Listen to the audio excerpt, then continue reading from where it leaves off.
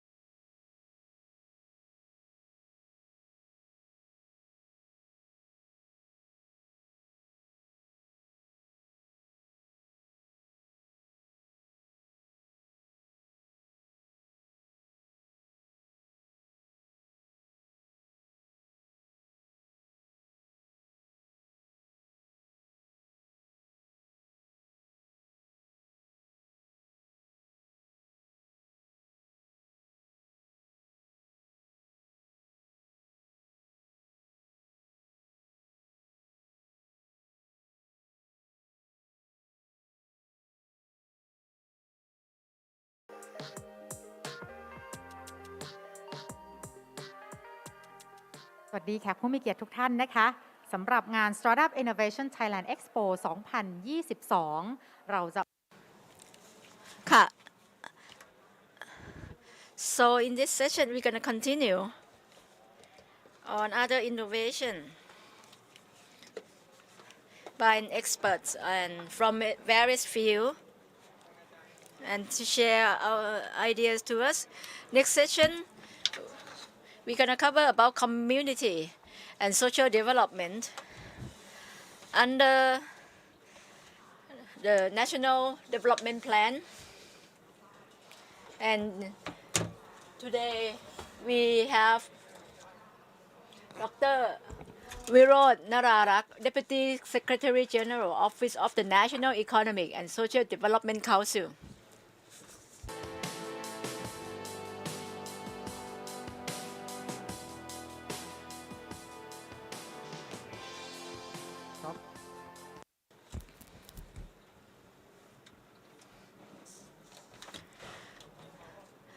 Allow me to take off my mask.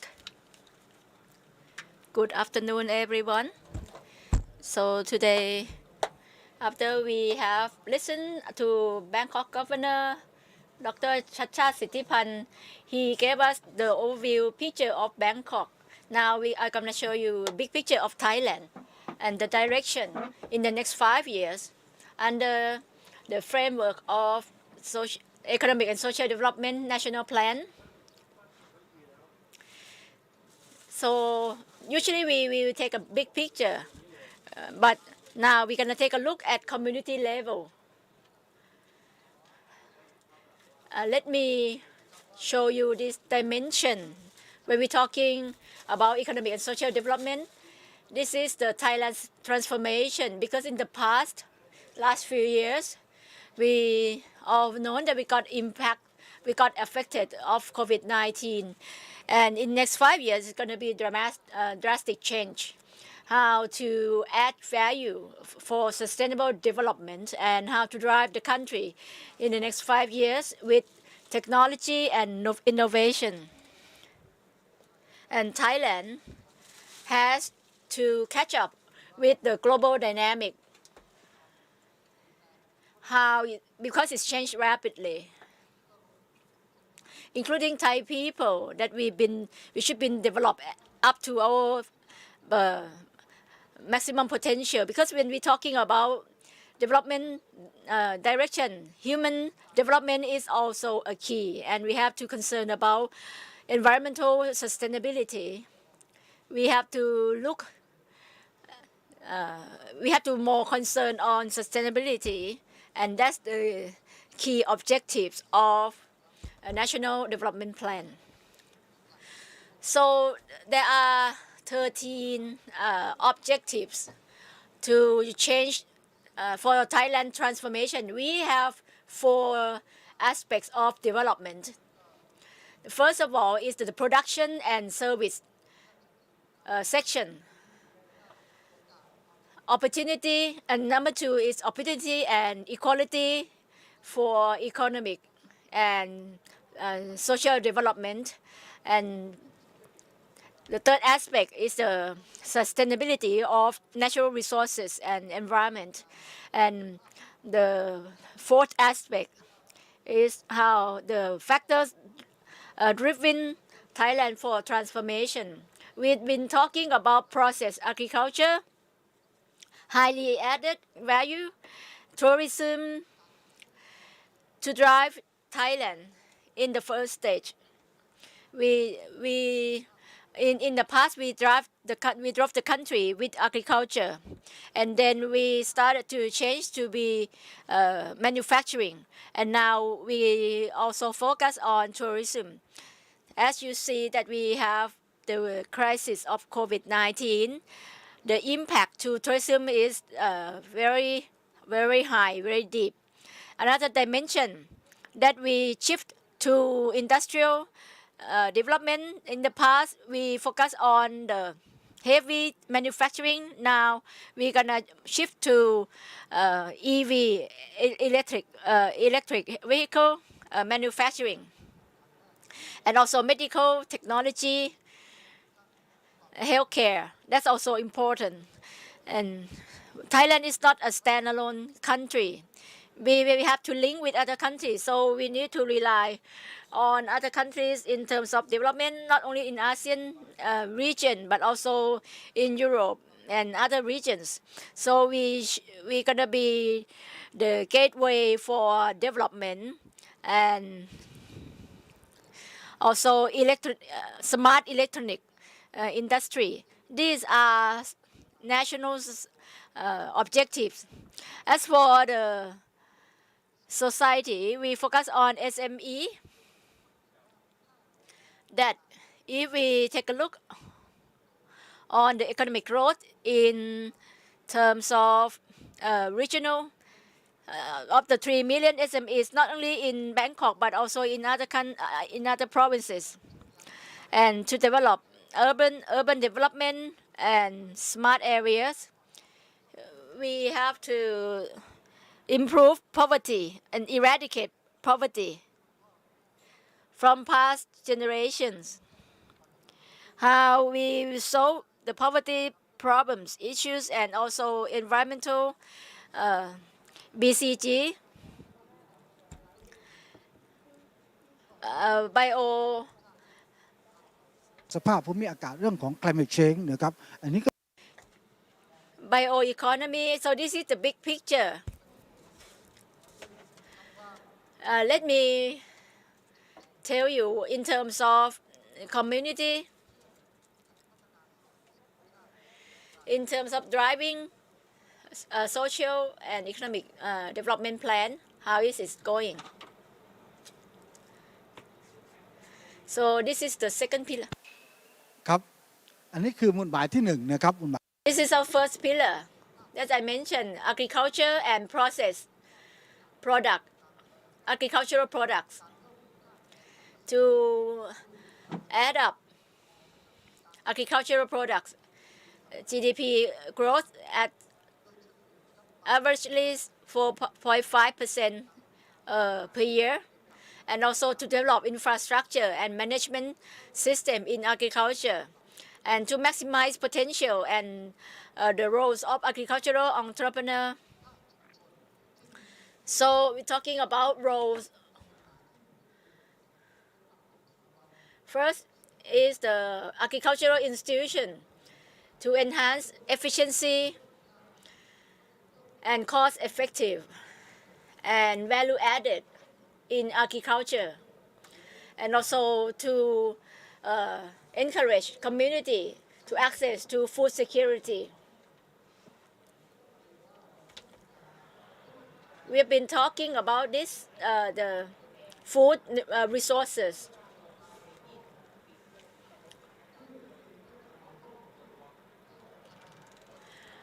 Plant for consumption and plant for energy. So community should be able to access to these resources. And we should encourage to have a prototype area,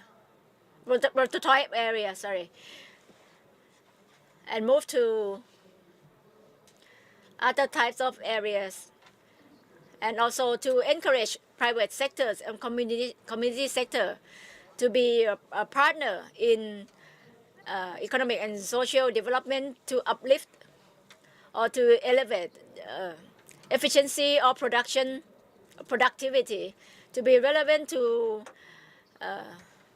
communal potentials and the market's demand. So this is what we need to focus on the community level.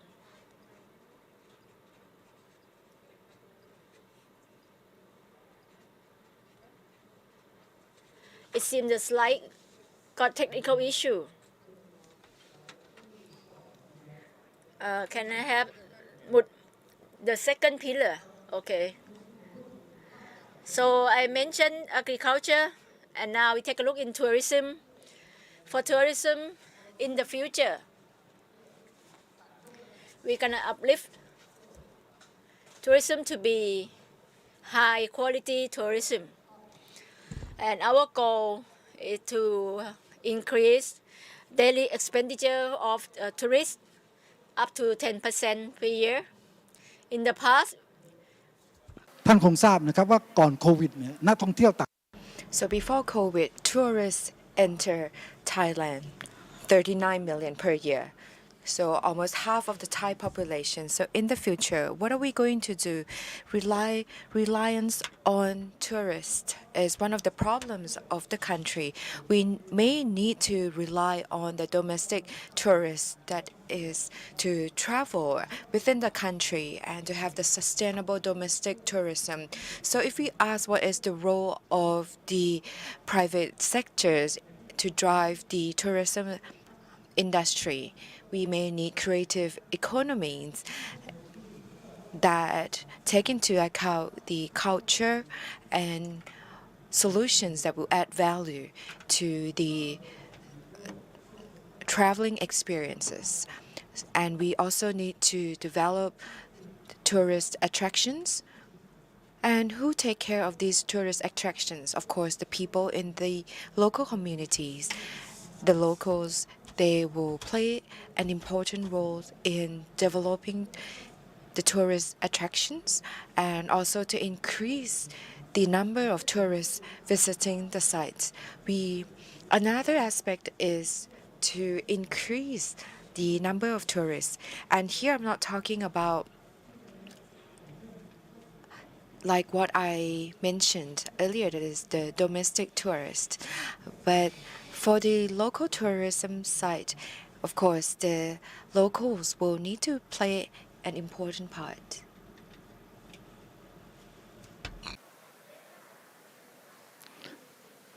เดี๋ยวสไลด์หมุดหมายที่3นะครับ And next is number 9. Here we take into account the poverty, and it is clear what the community goals are, that is to increase opportunities for the local communities. And the inequality is also one of the issues that we are trying to solve. There are several dimensions in terms of inequalities, from income, from ownership of the assets and the accessibility to the public services. So we have to develop mechanisms to address local poverty problems, and we also need tools to conduct a survey of the current poverty situation in the community. Of course, we need a lot of data, and we would like to ensure equal opportunities for all children from the poverty background.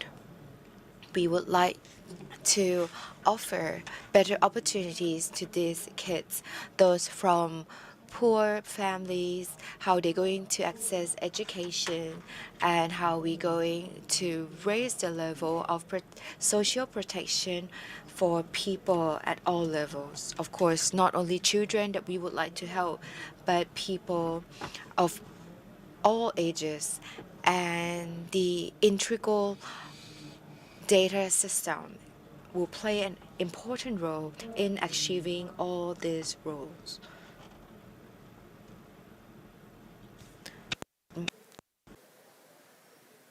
อันนี้ก็คือหมุดหมายที่ 8 เรื่อง Number 8 is the smart city. When we talk about development, of course, we would like to ensure that the growth and development expands to other areas and not only concentrated in the big city. We would like to strengthen the local economies. These are important aspects. How we going to increase accessibility to financial assistance, accessibility to public assistance and services. And of course, local communities can play a part in strengthening all these aspects so that the business owners, the local business owners, can have better opportunities and for investment. And also, we would like to strengthen and promote the market mechanism. Because if you cannot sell your products, what's the point of producing your products, right? We need to ensure the balance between production and consumption. The balance between consumption and selling activities, or maybe export. But it doesn't have to export to another country. You can export to another area with the reliance on the local mechanism, the market mechanism. So this is one of the targets that we would like to aim for.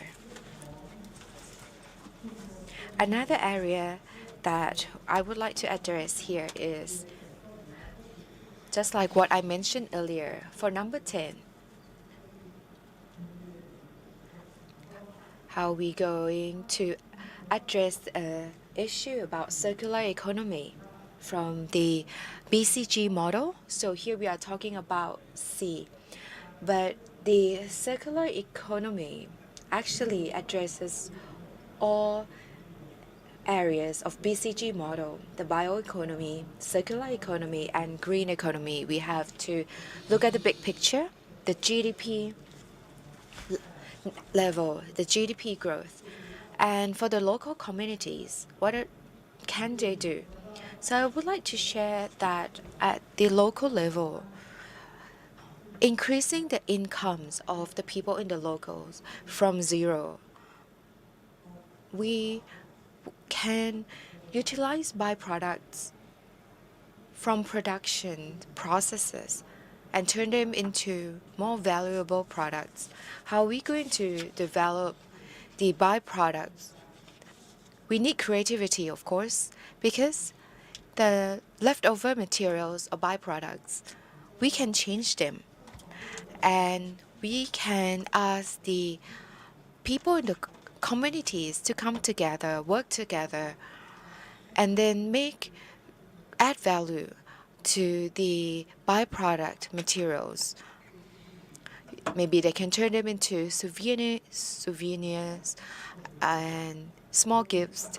And that's another way of promoting the local tourism industry and to help bring in more income to the local people.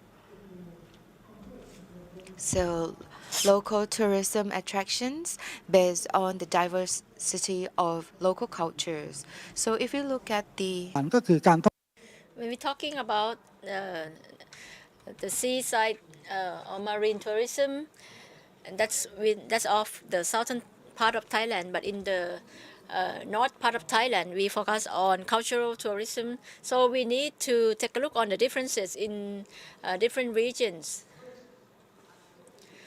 And also we should enhance the community to learn sufficiency economy. Set up a prototype of prototype community.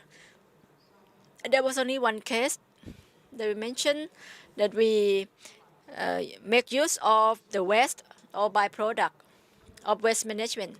Also to enhance the local wisdom community and to follow the circular economy and also to develop mechanism to increase the green area for economy. So this is what I covered, is to focus on community level. Because in the past, when we're talking about national plan, we talk about national level, but now we should also take a look at community level. And also to reduce the natural disasters and to equip local people to be smart climate personnel. มีด้วยนะครับสร้างโอกาสนะครับรวมถึงการใช้เทคโนโลยี And how to enhance, to promote using technology at community level and their local wisdom. And when to use innovation to cope with natural disaster and smart climate change. And to raise awareness and consciousness for people, we have to start at community level. And also nature conservation to reduce of natural disaster. So these are dimensions that we should take a look at community level to drive national development plan. I have another slide.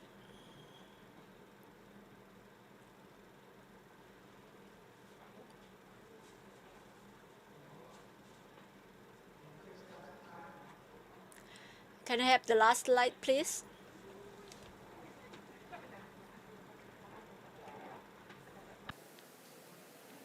ก็สไลด์สุดท้ายอย่างนี้นะครับโอเคถ้ายังไม่ขึ้นตรงนี้ขอเป็นสไลด์สุดท้ายหน่อยฮะสไลด์ก่อนสุดท้ายตรงนี้นะฮะไม่ใช่โอเคครับอันนี้มองว่าเมื่อกี้มองมิติของ This is our aim. เศรษฐกิจมูลค่าสูง So the high value economies, it has to be based on local community growth, and NIA will play an important role in terms of driving the innovation growth and sustainable growth. We have to create a balance between the production and consumption using natural resources and also effective allocation of resources. We also need to create the society of opportunities for people of all levels. We would like to offer opportunities to everyone who would like to better their lives and also to eradicate any poverty problems. We also would like to increase capabilities of people. And for people in Thailand, at the micro level, are we ready? How ready we are in terms of the changes in technologies? So local communities play a very important role in growing the people. And just like what I mentioned earlier, we have to be ready for any changes in the world. Not only high-end people or highly educated people that have to be aware of all the changes, but the local farmers will also need to be aware of the changes. And also the laborers, they have to understand the current situation about digital technologies. They have to know all this. And from micro level and macro level so that we can together help drive the national economic and social development plan. So today we focus on the community aspects. We don't have much time today, but I'm happy that I got to share the overview of the plan, focusing on the important roles of local communities from agricultural sector, tourism tech sector, and of course environment sector. And today is a great opportunity to exchange ideas and knowledge with all the participants today. Thank you very much. So our end goal is by the year 2027. And the website is nsdc.go.th, nesdc.go.th. Thank you very much. Please put your hand together for the Deputy Secretary of the Office of Nationalนะคะวันนี้ได้รับข้อมูลความรู้ไปอย่างเต็มเปี่ยมเลยทีเดียวนะคะไม่ว่าจะเป็นทั้งออนไซต์นะคะที่มารับฟังกันอยู่ที่ NIA แห่งนี้รวมไปถึงแล้วสำหรับใน Metaverse Forum ด้วยนะคะทุกท่านที่รับฟังอยู่เนี่ยก็สามารถนะคะที่จะในสถานที่จริงนะคะเป็นโลกเสมือนคู่ขนานแบบนี้นะคะซึ่งเราก็จะมีหัวข้อหลากหลายหัวข้อที่ทุกท่านสามารถที่จะมารับฟังกันได้นะคะถัดไปนะคะอีกสักครู่เดียวเราจะมาเข้าสู่ช่วงของหัวข้อ จตุภาคีขับเคลื่อนนวัตกรรมเพื่อสังคมกับบริบทการลดความเหลื่อมล้ำในเมืองและชุมชนหลังวิกฤตโควิด -19 นะคะรายละเอียดจะเป็นอย่างไรวันนี้เราได้รับเกียรติจากทางผู้ทรงคุณวุฒิจากหลากหลายภาคส่วนเลยทีเดียวนะคะที่จะได้มาถกประเด็นแล้วก็พูดคุยกันในเนื้อหาหัวข้อดังกล่าว So we take a short break and we back shortly.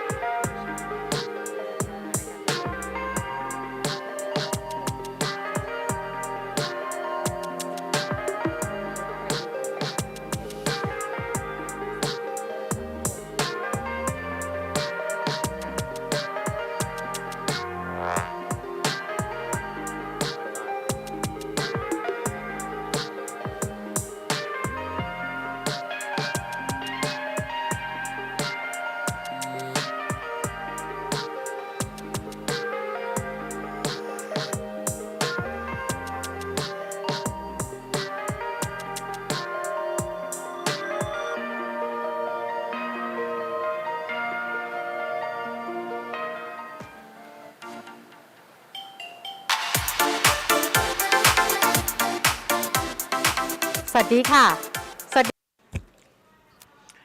Hello everyone again. Welcome back to another session that's also interesting for Forum Thailand Innovation for the Site 2022 event today. Today we have many topics and now we're gonna continue on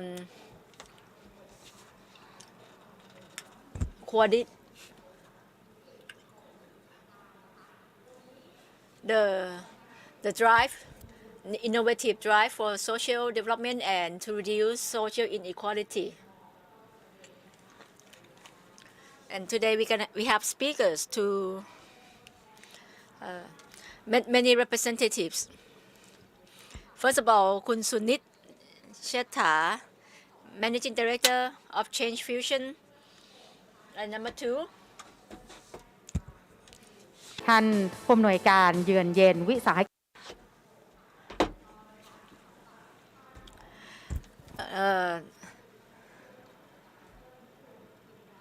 Dr. Nukul Indra Sangkhan, Director of Institute of Community Enterprise Incubation, Thaksin University, and also Kun Sunil Sethra, founder of Managing Director, Change Fusion.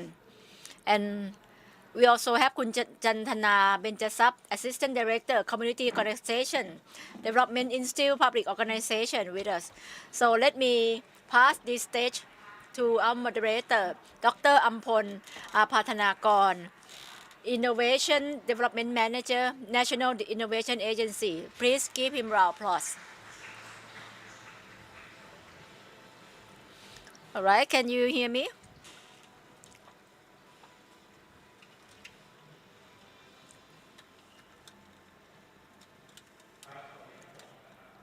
Good afternoon, everyone. So welcome to this session. We have limited time and this topic is very interesting actually of how we drive community and society. So today let me introduce the speakers again.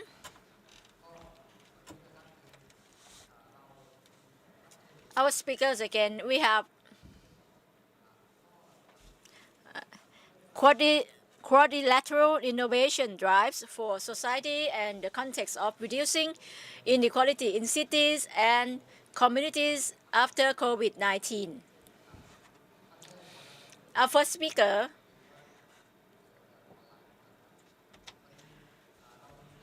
we have 4 speakers for this session. First, 4 ภาคส่วนด้วยกันนะครับมันจะสอดคล้องนะครับพี่น้องๆฟังเมื่อกี้เนาะเมื่อกี้ท่านชาติกล่าวไว้แล้วนะครับสอดคล้องกันเลยนะฮะมีทั้งภาครัฐทั้งอะคาเดมิกใช่ไหมภาคของอะไรเอ่ยจำได้ไหมเอ่ย hello, okay. First of all, we have a representative from private sector.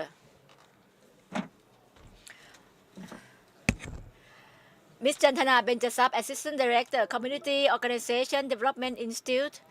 As for academic, we have Dr. Nukul Indra Sangkha, Director of the Institute of Community Enterprise Incubation, Thaksin University. For civil society, we have Kun Sunit Sethra, Founder and Managing Director of Change Fusion. And last but not least, Community Affairs, we have Dr. Israng Nutprayun, Medical Director, Yuan Social Enterprise, and Dr. Apathanakon will be a moderator.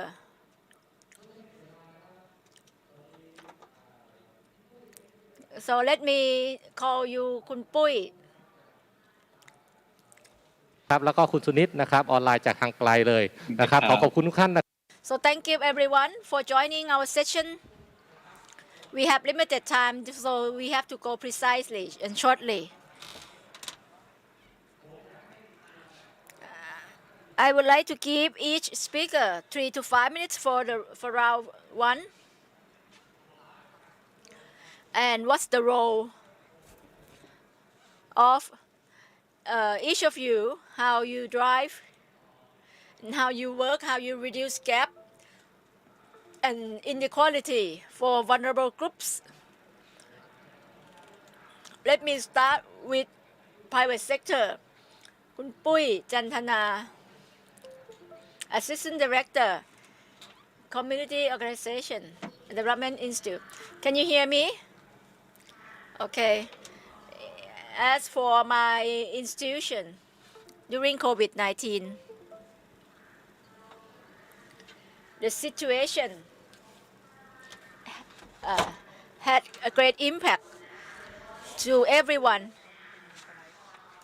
especially in the slum community. In the past, there were issues. Many businesses closed down, and many of them were in difficult situations. People were jobless, unemployed. In the first wave of COVID-19, we have to shut down many areas and we have shortage of food supply. Many communities didn't have enough supply and they are also in debt. Homeless people cannot return home, got stuck many places. This is what we face. In that time, the concern was very high, and alcohol gel and mask was scarce. There was stressful situation. They were jobless, unemployed. They feel discouraged. รายได้ที่มีอยู่นะคะก็ไม่สามารถ เอาหายไปเลย Sorry, there was a technical problems. We cannot hear anything at the moment.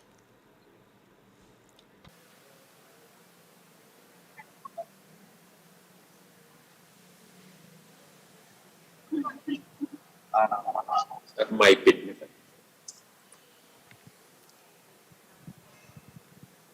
ขออนุญาตนิดนึงครับทาง คุณปุ้ย please turn off your mic and on again.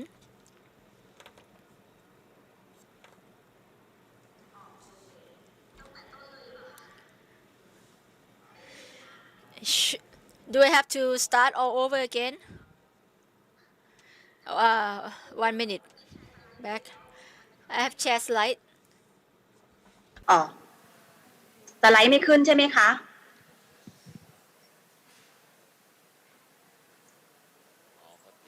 โทษนะคะดังนั้นฝ่ายรบกวนทางฝ่ายทางนู้นช่วยแชร์สไลด์ให้ได้ไหมคะพอดีทางนี้แชร์ไม่ขึ้นไม่รู้เป็นอะไรครับเดี๋ยวทีมงานช่วยแชร์สไลด์นะครับโอเคครับขอบคุณมากเลยมาแล้วครับผม Okay, the speaker have showed the slide, but interpreter cannot see it at all. Sorry. Okay.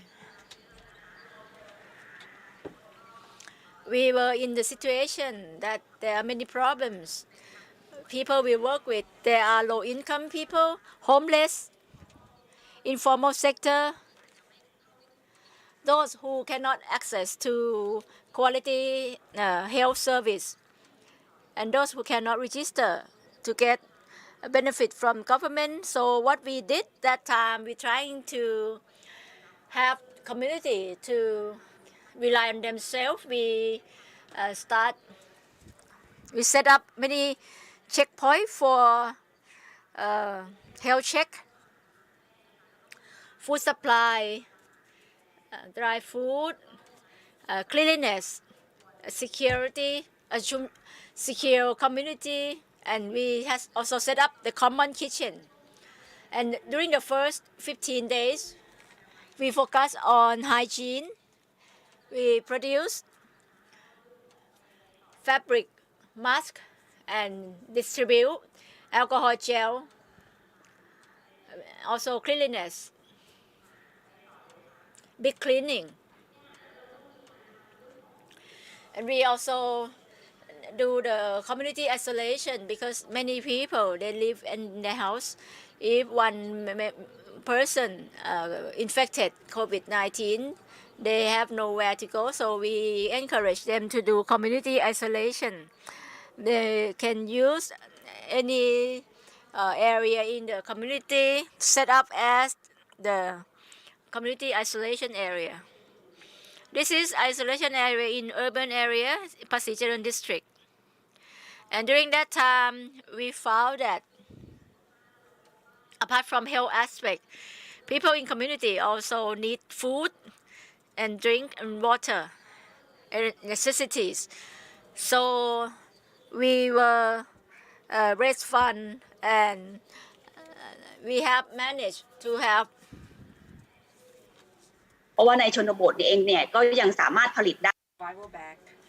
เขาไม่ทำงานถ้าไม่ survival bag at value of 2 million 0.25 million baht. And we also set up common kitchen for community. We got funded from private sectors. This is pictures from the common kitchen, and we distributed 336 food boxes distributed to patients and jobless people. And as said, we encourage people to do farming, do small farming and fishing. We have done 200 something projects.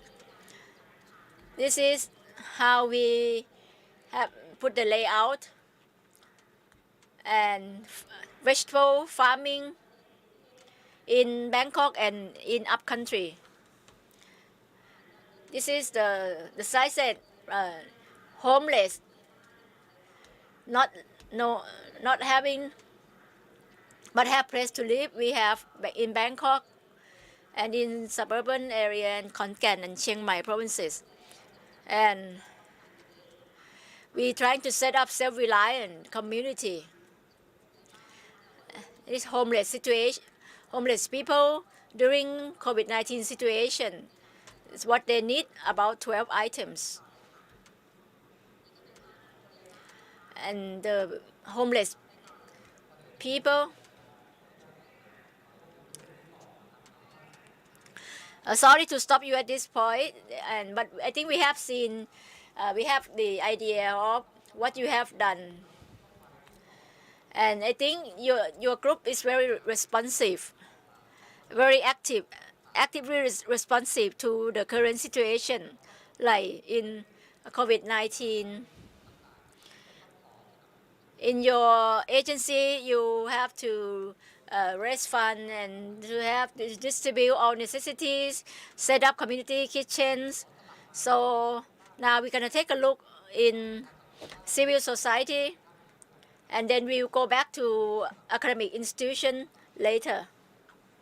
จะขออนุญาตตัวในส่วนของภาคประชาสังคมครับขอ For the civil society, may I invite Dr. Sunil Change? In the past, what you have done and what's your drive, how to reduce inequality of vulnerable groups? Can you give us some example of change fusion, Kun Sunit? Do I understand correctly? You would like me to give a summary of what we've done, what activities we support, and also maybe all the case studies, right? So I think I would like you to give you the summary first and then talk about the case studies later. So I'll give you 5 minutes. Okay, so I'm very happy to be part of the quadrilateral panel. So for the Change Fusion is a small organization. under the royal patronage, and we are trying to promote social innovation in many dimensions. For example, supporting local business owners, those working with the local communities, and we have done a lot of work on the fundraising, crowdfunding. And to give you a summary of what we've done with the local communities, maybe next time I'll share with you what we do in order to reduce inequalities in the society. And we have what we call incubation program.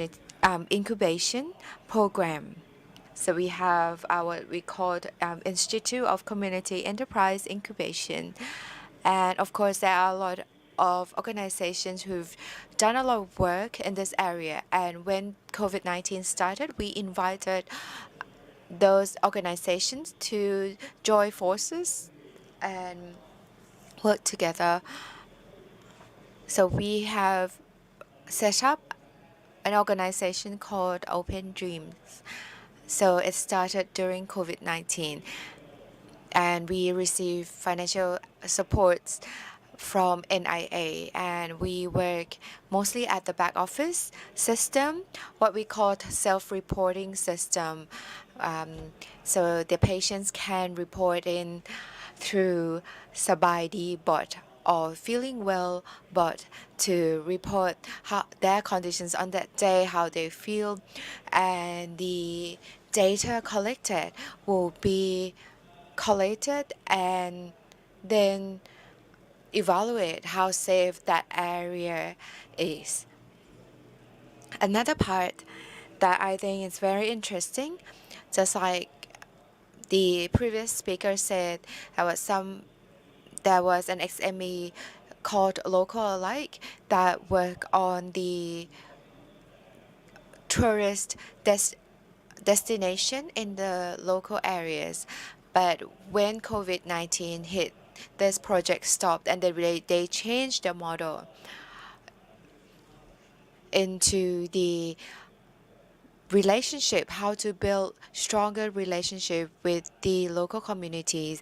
Since they already work on the local highlights, so they changed from local alike to local a lot, and then highlight the local products during the live broadcast to promote products, and they were able to help 40 to 50 products during COVID-19. So it was really helpful to these local communities who basically their usual stream of incomes was absent during the outbreak of COVID-19. And they have members who own hostels. So instead for the motels or the hostels to cater their own food for the guests, these hostels can work together with the local communities, order food from them, so in a way help spread the income to the locals.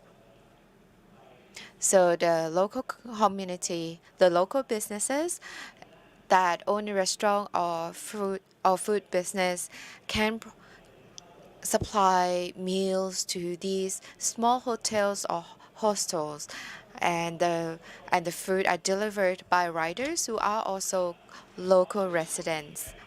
And there's another website called DAY-1-EN, which is the website that works on crowdfunding with social purposes. So during COVID-19, if I remember, they were able to raise a total of 80 million baht, and this money is used to support maybe I think 50,000 business owners, those who work for the community, local innovators, local social activities, from masks, from the sterilization cabinet, and so forth, especially in highly concentrated, in densely populated population. they at that time they were really in need of support. So some part of the money from this crowdfunding project was used to produce or create a coupon, and then is used in the local community, and it was the pilot scenario of circular economy. And it was not only the people that were having a difficult time during COVID, but the elephants as well, because of no tourists. So the money was used to assist these animals. So in the next round, I will share about post-COVID effort to reduce inequality. Thank you very much, Kun Sunit. So as we have heard, of course, there are several organizations who have jumped in to be part of social affairs. And from what we've heard, the private and public organization, but mostly the public organization, they will need to change their business model. Now let's hear from Assistant Professor Nukun, Director of Institute of Community Enterprise Incubation, Thaksin University. การกิจการหรือกิจกรรมเพื่อ So what's the role of education institution in this situation? What's your experience? So yeah, I'm happy to share with you. Yeah, as you see in the slide, Thaksin University is one of hundreds universities in Thailand that's trying to help to contribute the Thailand and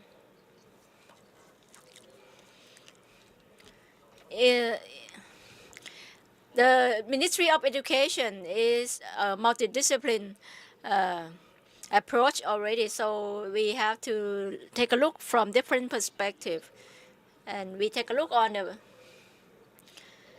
the province that Thaksin University located. Many people mistaken this is of the former Prime Minister Thaksin Shinawatra University, but actually it's not. This is the Thaksin University means University of the South. And our outstanding point that we focus on producing teachers, professors, lecturers, especially local wisdom, and our service, we also expand from Songkhla province to Pathalung province, because there's a demand of the local people, and as Pathalung doesn't have university and also have high level of social inequality and many challenges of COVID-19. So that's made Pathalung province vulnerable, and Thaksin University has role to into COVID situation.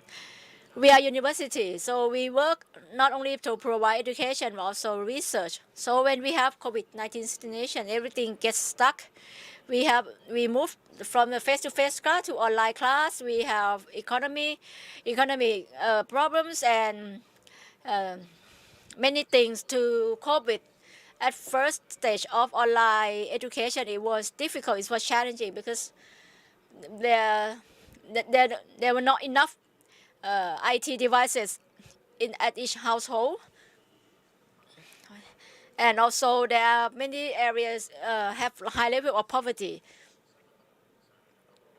And higher education network, we are part of the Ministry of Education. We have many jobs to do. First, we have to provide economic service. We have to reduce the tuition fees, become a counselor, advisor for graduates, to college students, and we have to reduce tuition fees. That also help a lot. And that's about education management. But for people in community, we also have set up the field hospital, take care of COVID-19 patients, we have set up a hospital or community isolation center and to promote the recovery of community. So there's an opportunity in any crisis. So we brainstorm, we get lots of personnel from many sectors, and we got many people. We at that time there were lack of alcohol gel, so we made our alcohol gel ourselves, or even the mask, the medical mask. We used silver nano as alternative medical mask. You may think this is a small issues, like in Patalung province, but what we've seen many new phenomena. We have seen new young generation return home to help their parents, and we've seen tourism that not only rely on international tourists but also domestic tourists, and the impact of COVID-19 is much less than we expected. And Patalung also a city, the province of agriculture. So this is the strength of the province, and sparked the idea of administrator of Thaksin University to contribute to improve the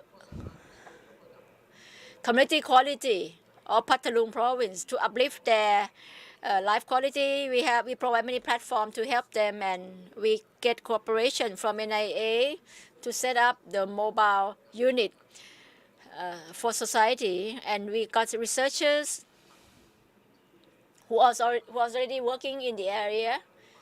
So we have seen the picture of struggle, brainstorming, to help at the right issues. So by brainstorming this way,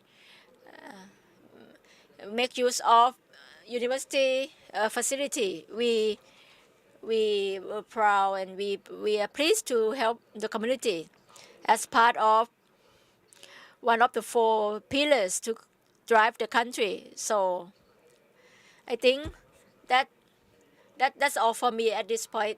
Thank you. Thank you very much, Dr. Nukun. Actually, university has key roles to produce quality personnel, not only for academic work, but also the spirit of people, inspire people to work for their own community. But we not only commit charitable work or social enterprise that can make interest or profit, make us sustainable. So let's take a look, Dr. Israng, in terms of civil society that you've been working in this field.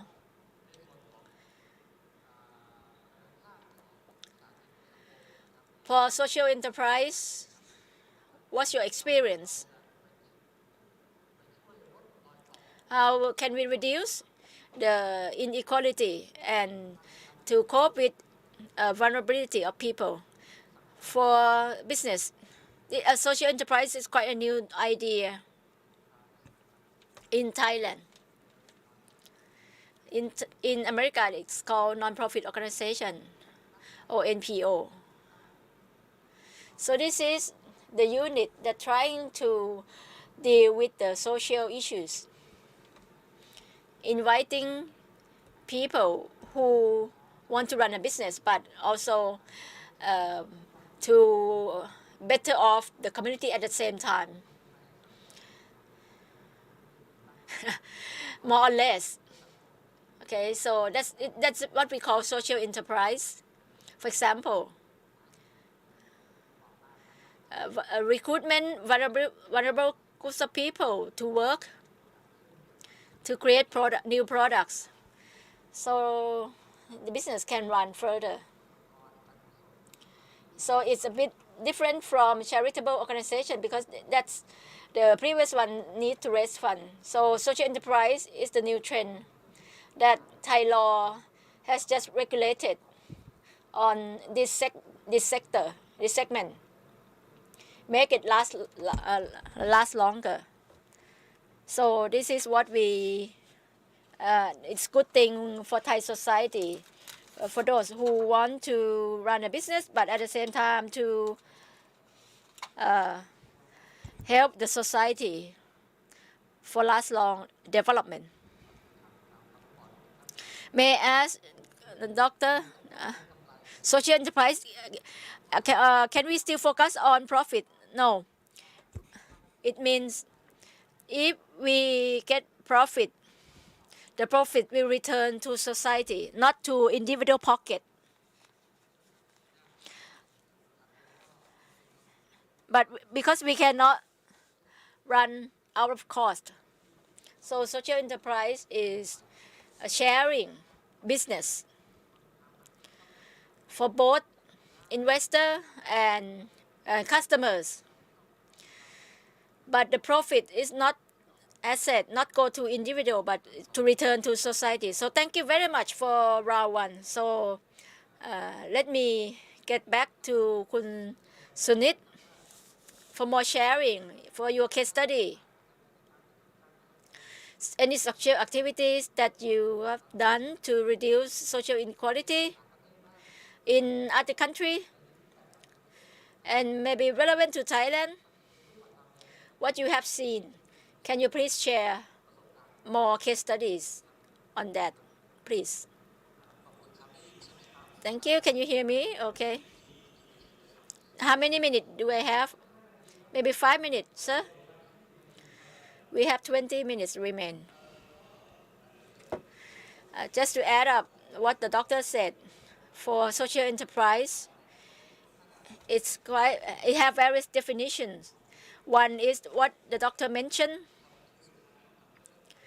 that our final goal is to help the society, but at the same time we have to be self-reliant. But also there's a variety. In case if we have profit, how we can manage the profit. There are many ways to deal with. Sorry that I cannot show my background of NIA because I have to access to this session with my mobile phone, because now I'm in Bali, Indonesia, as we have Impact Investment Conference for society. There are many investors, many form of them get together, and I also have many SMEs, Thai SMEs with me. So as you mentioned, some interesting examples that we do the recruitment and we create jobs for people. For those ทำให้ตัวเองอยู่รอดได้โดยง่ายนะครับ there are many examples, the evident examples like in Japan, Litaligo is a social enterprise in Japan. That's the only one that register in stock exchange or become listed company, and it's become role model. Use many innovation. Firstly, they hire people with disabilities, because in Japan there's a law similarly to Thailand, like if the company hire 100 employees, there must be 1 or 2 people with disabilities, for example. So this Japanese company deal with this and to develop profession for people with disabilities, and supply these people to private sectors. อะไรขึ้นมาจริง And if there are any problems, they can change or swap the employees with disabilities to a new person. And this model has grown so much from the very start. And the when they place people with disabilities in factory, they need to do follow-up and surveys, and they use data collected to predict health risks, especially people with disabilities who are quite old.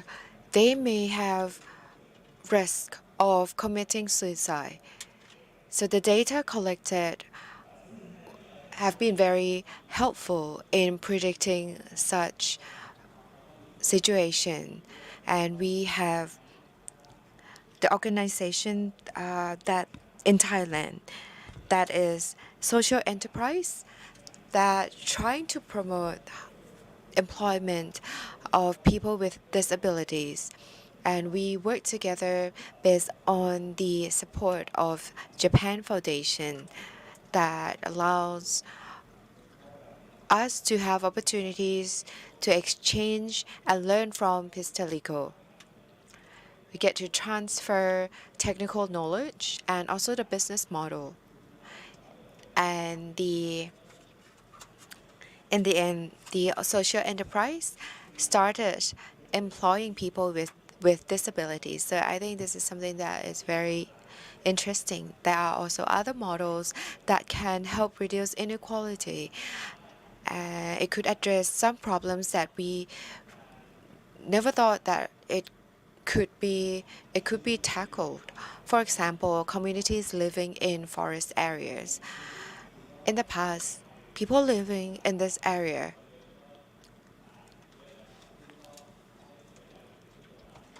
they may face the legal issues when their living area is considered under the law of the country to be illegal territory for habitat.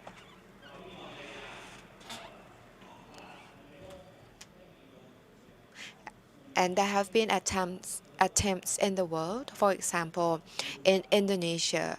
This is called blue carbon market.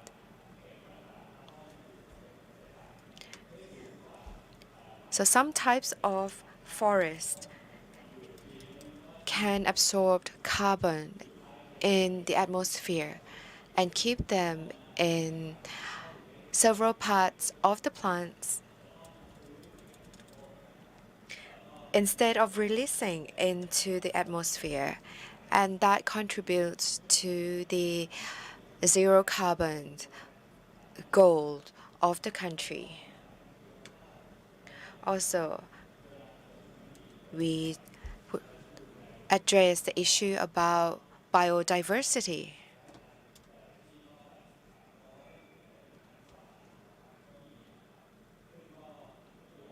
And this is one of the very interesting examples.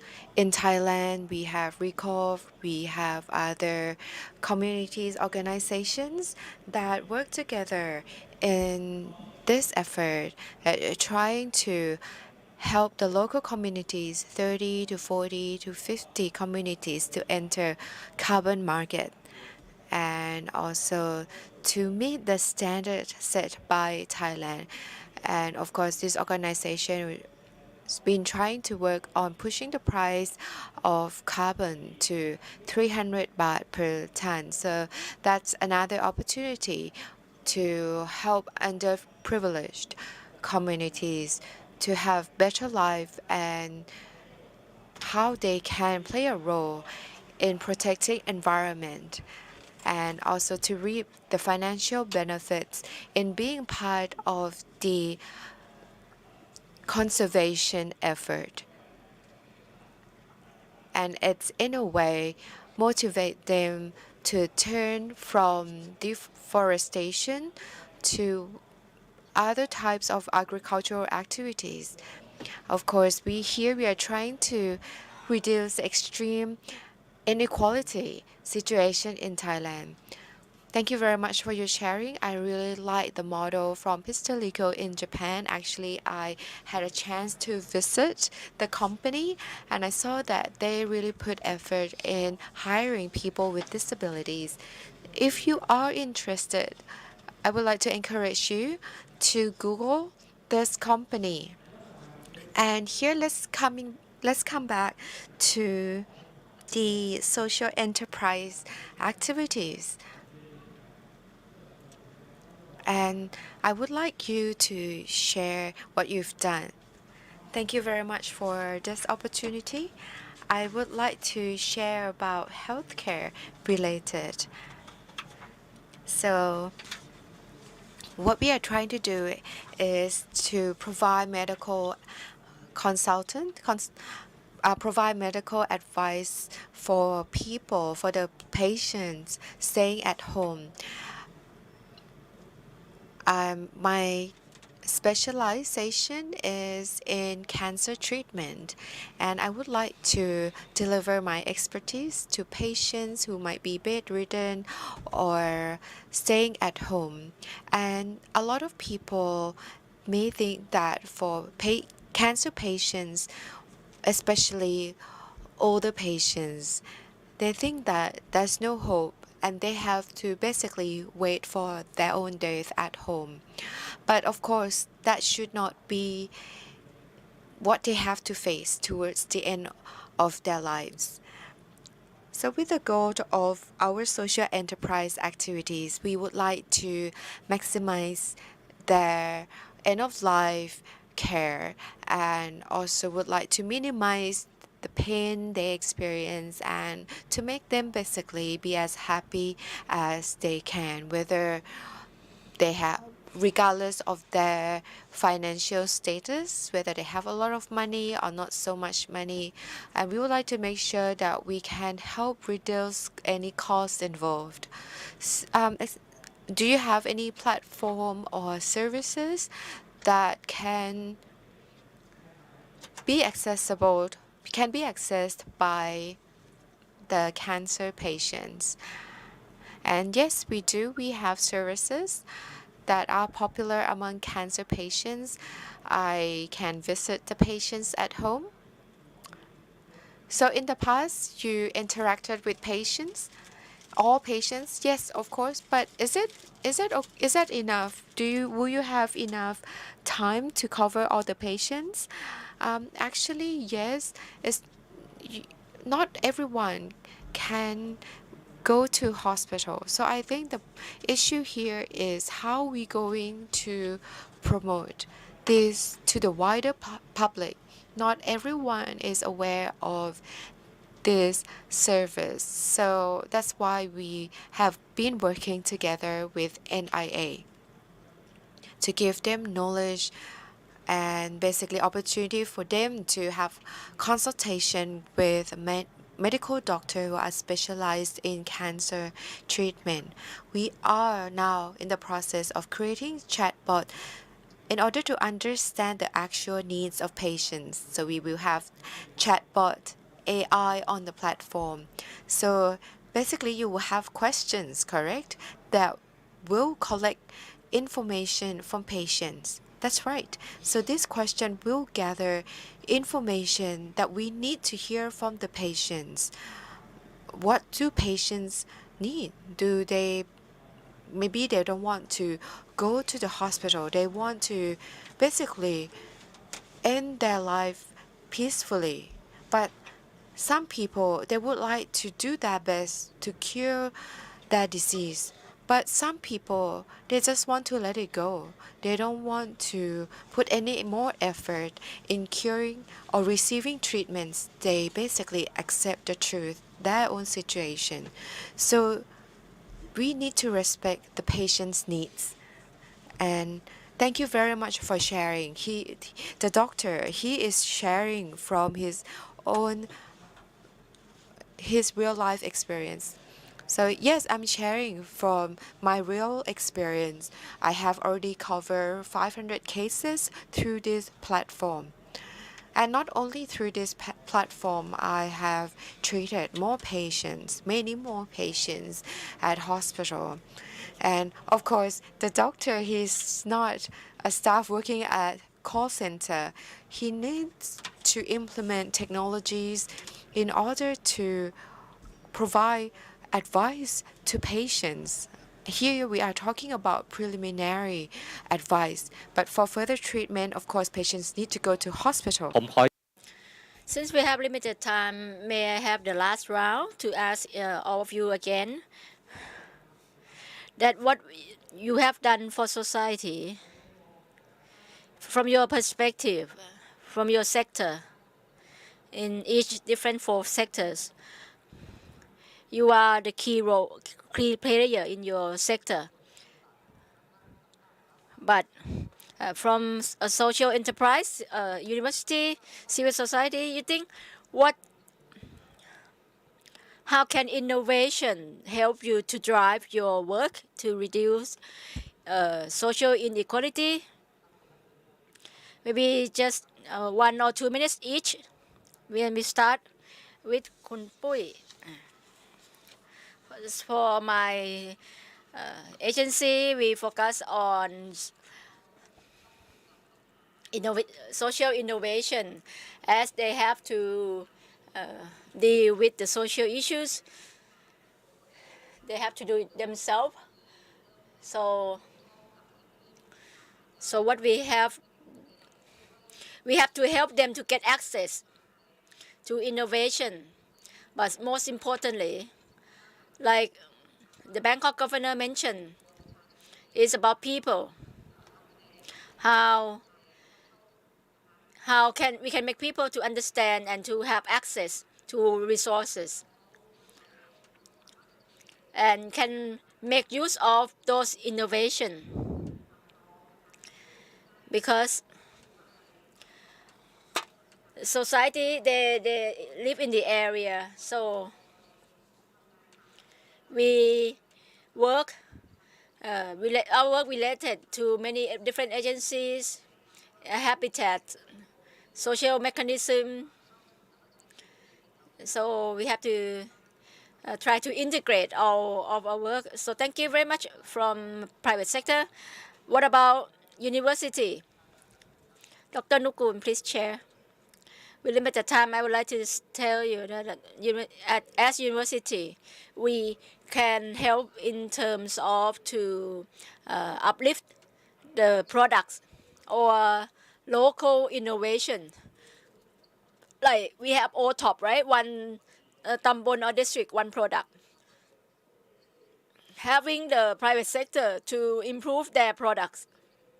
For example, we have season high humidity in the south, so we're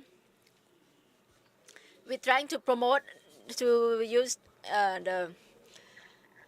the sun dry oven, for example, or we have the project called Pinto Roi Sai that having many people to become rider or delivery ourselves. Or we made the chili paste from their parents, and they finally used develop to paste sauce and get award for their product. So these are examples of innovation, help strengthen the local communities and help them to connect to online platform. For example, we have one product, the chili paste.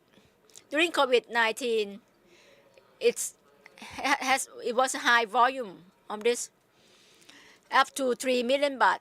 So we can change crisis to opportunity. So thank you very much. I'm sure if I give you hour, you can still keep talking. What about social enterprise? Kun Sunit, one last minute. How innovation importance to your work? I think innovation is the new way, new idea, new tool that we solve the social problem, environmental problem. Because if we don't think something out of the box, something new, and we just do things in the traditional way, there's no improvement. But with innovation, we can move us forward. Like I said, community forest, this also another innovation, but at the same time, it requires many tools to collect information from community, to use drone, how to use satellite pictures, whereas people who manage this information were the local people themselves. So I think this is to unlock limitation we had in the past, help them to move forward. So innovation is not about technology, but also the process.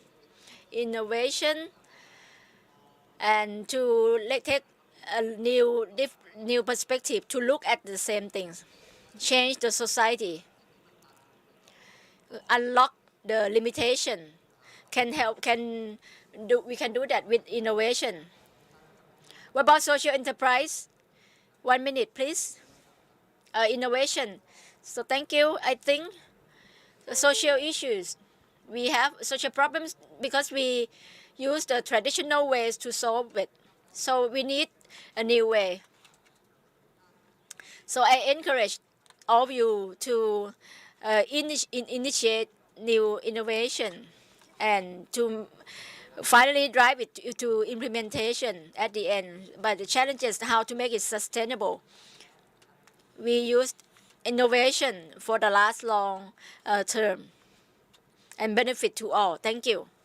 ในช่วงท้ายนี่นะ So at the end, I would like to give a short summary based on my experience and also from working with a lot of sectors in order to drive social enterprises to reduce inequality in the city context is a very important model to work on for both education, university, civil society, public sectors, and of course, it has to be driven by the private sectors.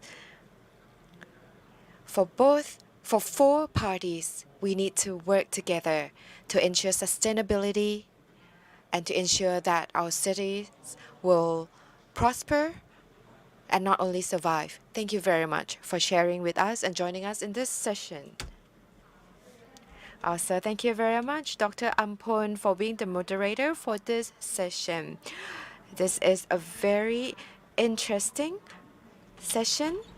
The quadrilateral innovation drives for society and the context of reducing inequality in cities and community after the COVID-19 crisis. We have talked a lot about several topics, and of course, I'm sure you have received a lot of lessons learned and key takeaways from our panel discussion. And I hope that you can take all this information to apply in your work. In the next session, we're going to continue with the Southeast Asian MedTech Innovation. We're going to come back soon.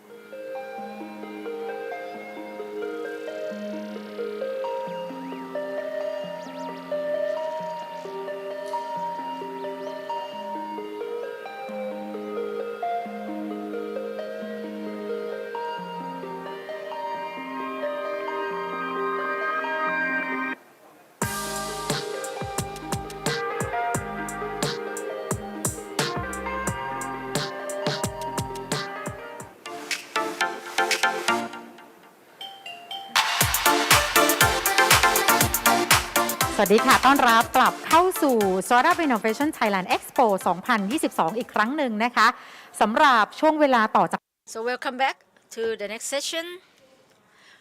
Now we're gonna take a look on Southeast Asian MedTech Innovation District. And today we have many honored speakers with us who are gonna share their knowledge and experience to us.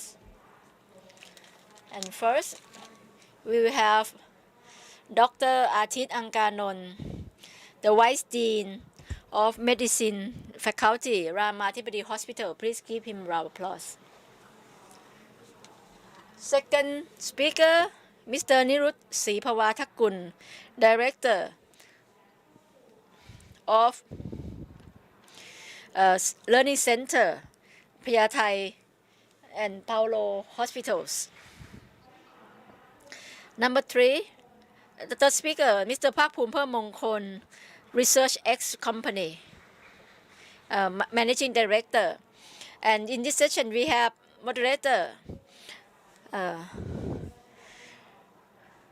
Associate Professor Dr. Panit Pujinda, the Head Department of Urban and Regional Development, Faculty of Architecture, Chulalongkorn University, as the advisor of this project.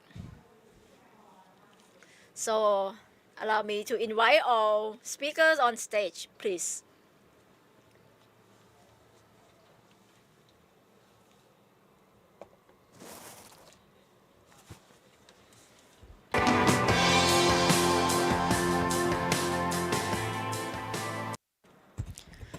Welcome back, everyone, to the next session as a talk. Let's call this session a talk. And thank you, all speakers coming here. First of all, I would like to introduce you to the big picture that you are sitting in the first innovation area of Thailand. What is the innovation district or area? Many people confuse with smart city. Is innovation district same as smart city? Actually, no. Smart cities means it must happen everywhere because of resources.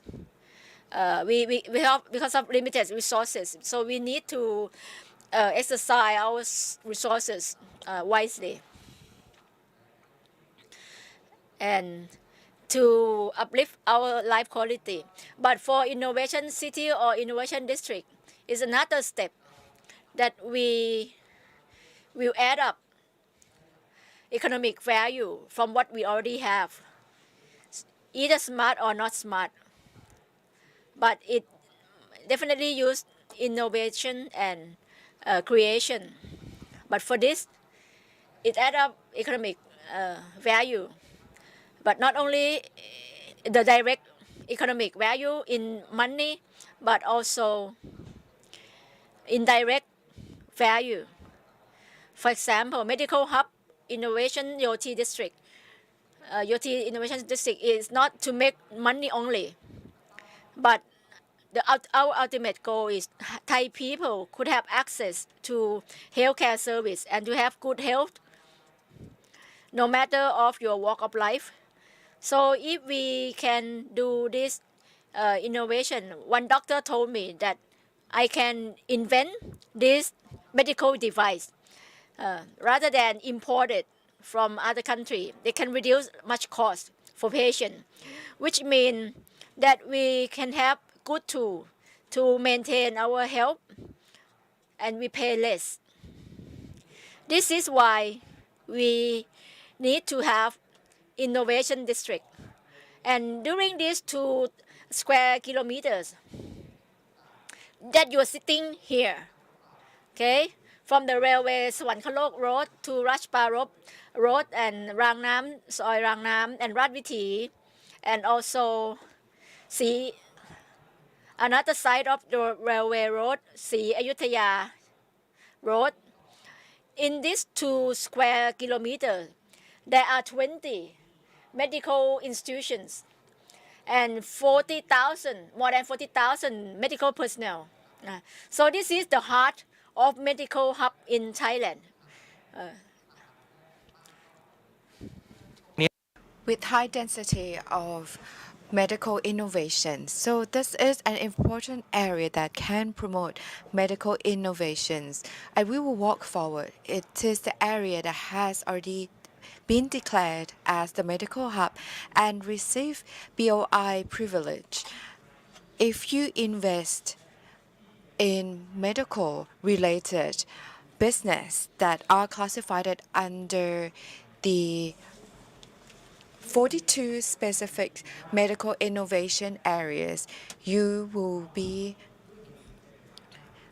qualified for BOI privilege or incentives. So this is why we are trying to push forward the medical area in order to better the quality of life of the Thai people.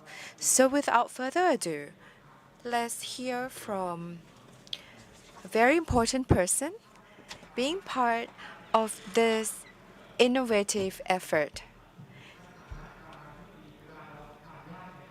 So in this area, if you come to this area, or if you would like to create one area as an incubator area, of course, you need someone to be the main driver. So Rama Thibidi Hospital, they have what it takes to be the main driver from the medical faculty. Rama Thibidi, they have grown a lot from 50 years ago, and they have been working on medical innovations and other types of innovations, shuttle bus and also other things. So investment promotion areas that will happen in this area.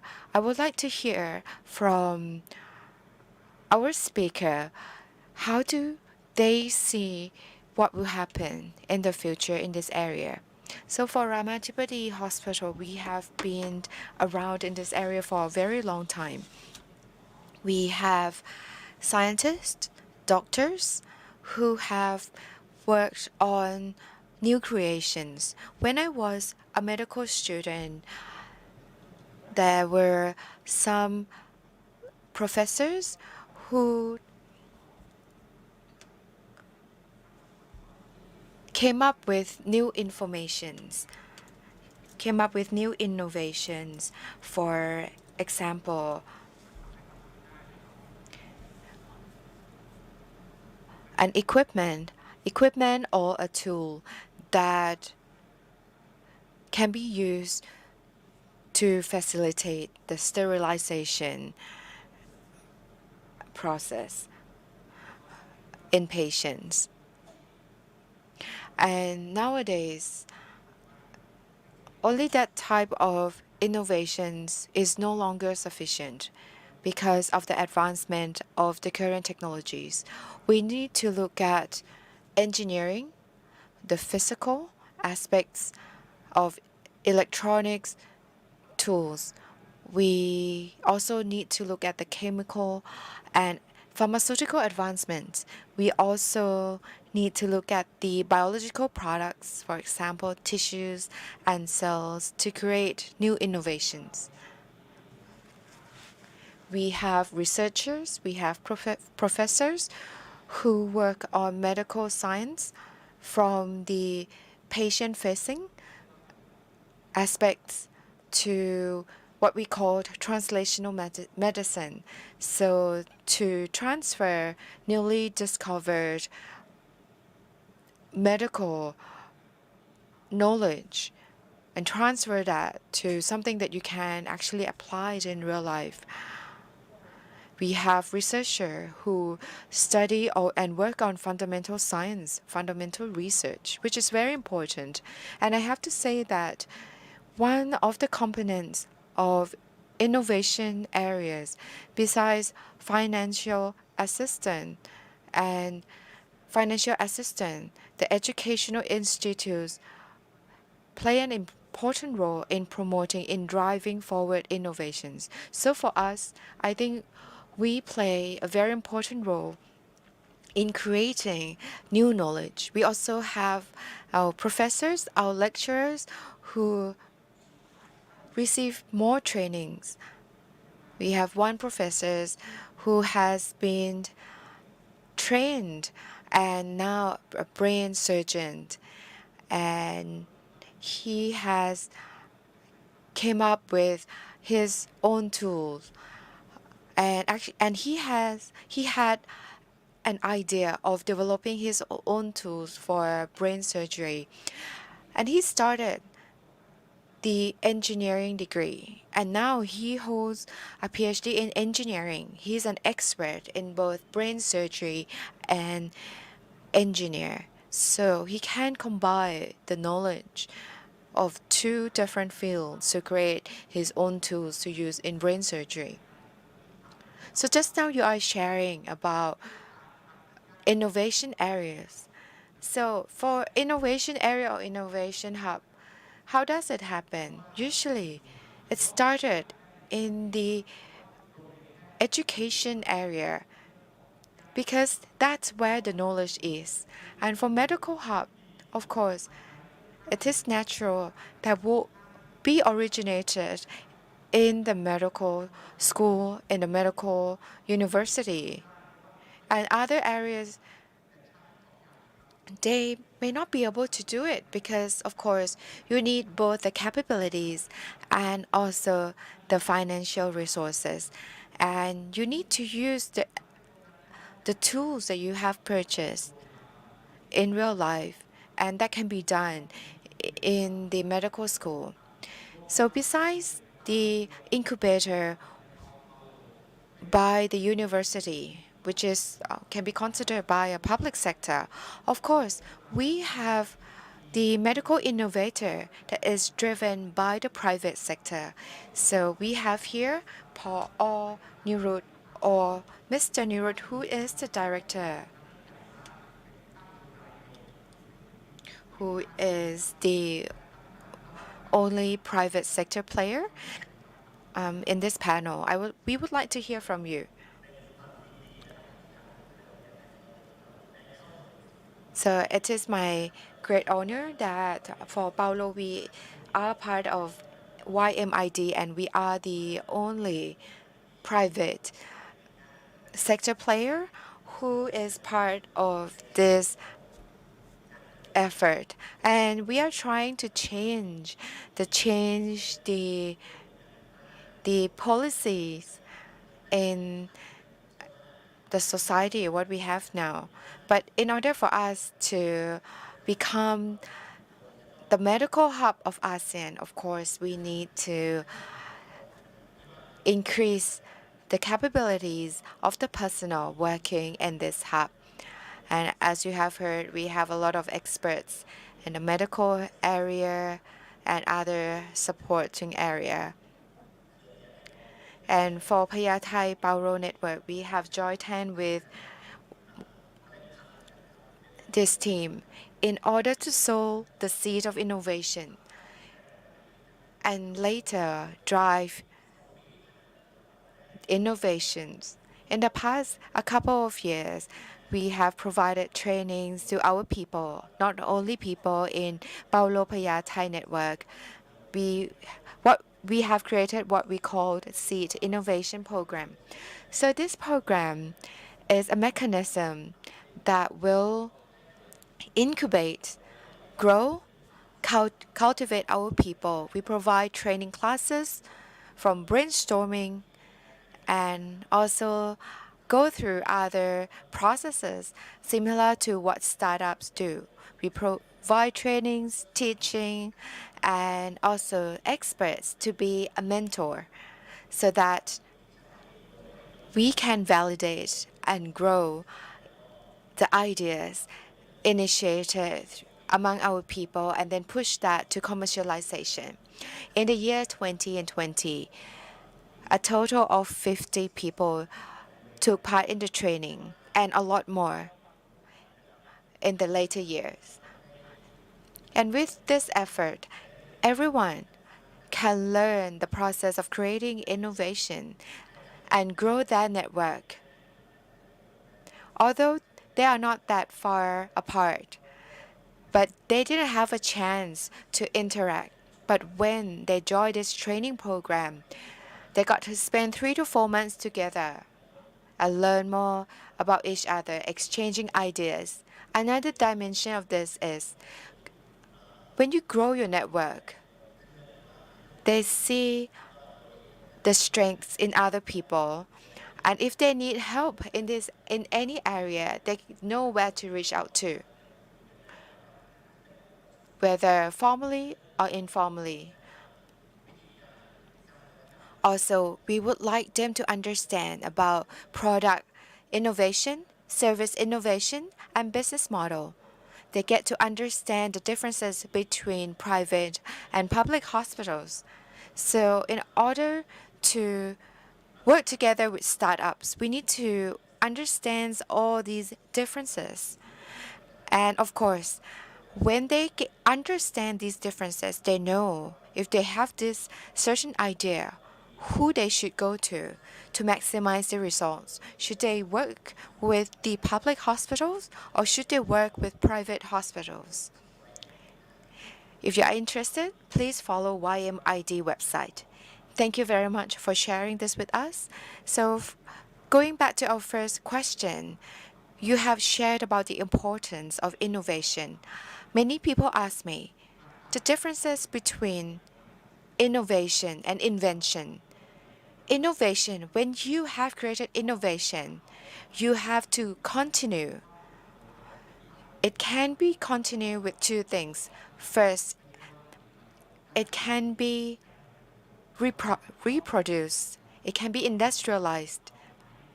It can be used many times in many areas with many group of people. The second difference is you can commercialize innovation. So this is a very important aspect to transition from invention to innovation, and it's not easy to do. All startups, they need to develop themselves. They need to have the right people to industrialize and commercialize their ideas. And today, we have someone who is experienced in startups, an innovator, Mr. Park Poom. Kun Park Poom, he is very experienced, a lot of experience working in this hub here. And I would like you to share your experience. Why do you choose to be in this area? Please. So my company will receive support from National Innovation Agencies or NIA. And this is the 13th year that we have received support from them. So when we were about to start with the medical innovation, so NIA asked us what we would like to see in the medical hub. And I totally agree that we chose, or this area was chosen to be the medical hub, because we want to be the center of medical tourism, and we would like to expand that, not just medical tourism, but we would like to expand to wellness and well-being, to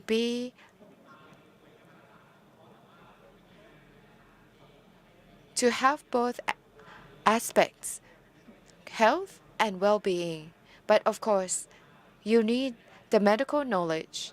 And for us, as a player in private sector, we are like a representative from the private sector, and we share with them what we actually need as a private sector, as a support from NIA.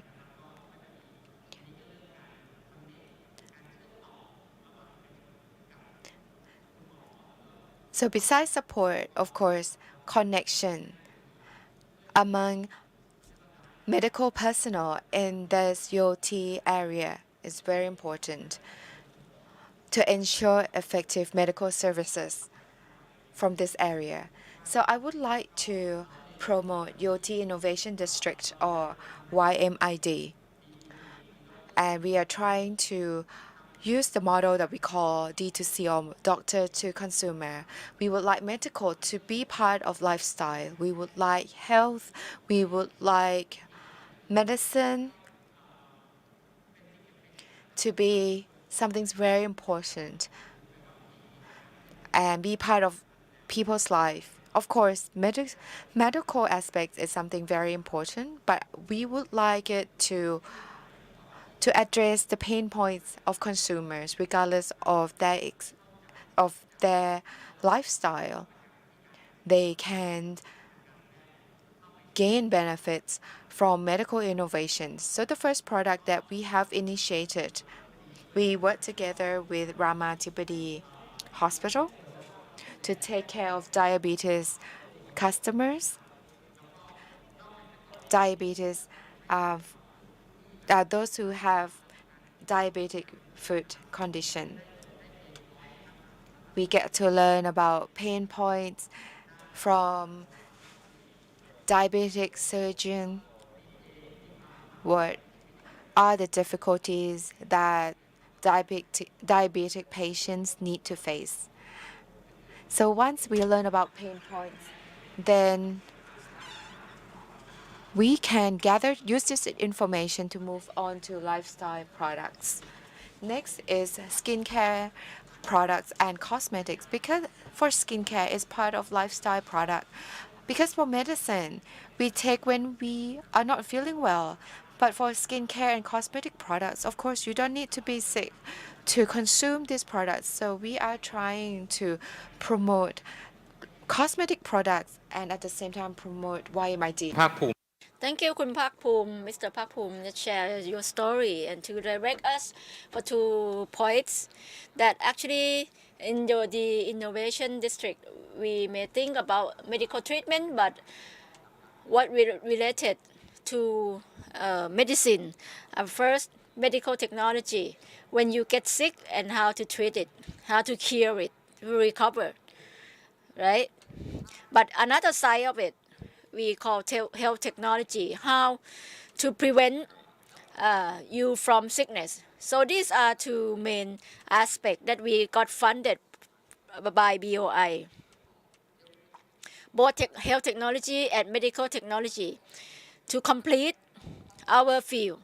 First, prevention is better than cure, right? So we try to prevent patients not getting sick. But if they get sick, we have medical innovation to treat them. Another thing that Mr. Park Poom told us, that what you got in this area, that you see in the pain point. If you're not living here, you don't see the pain point. Also the clinical trial, because when you want to industrialize, commercialize your product, you need to the clinical trial and develop it to be medical products. That's why having the innovation district is important. Next is what's the incubator, like Ramatipadi Hospital. They have a new construction of building that they focus on innovation. So please, doctor, please share with us, when we stepping into Ramatipadi the hospital, when I was young, and now Ramatipadi moved much forward as incubator. It's not possible to get innovation district. So what's your forward? What's your development? We are the medical school and hospital. Our main task is provide medical treatment and also to educate people. We produce medical doctors and researchers. But not only that, it's quite a long way. What we got from research to industrialize, commercialize it, it takes time. But when we have YOD innovation or YMID like this, so I think it's time for us to step in to provide more areas for innovation creation. We are going to have the new building in the next 5 to 10 years. It's going to be in this area. Possibly 80% of this building function as hospital, but another 20% is going to be co-working space. And the beginning point of many people who got new idea and innovation tools, pharmaceutical, medical devices, and herbal products. There will be a few stories. We have an office of YMID or YOT Medical Innovation District.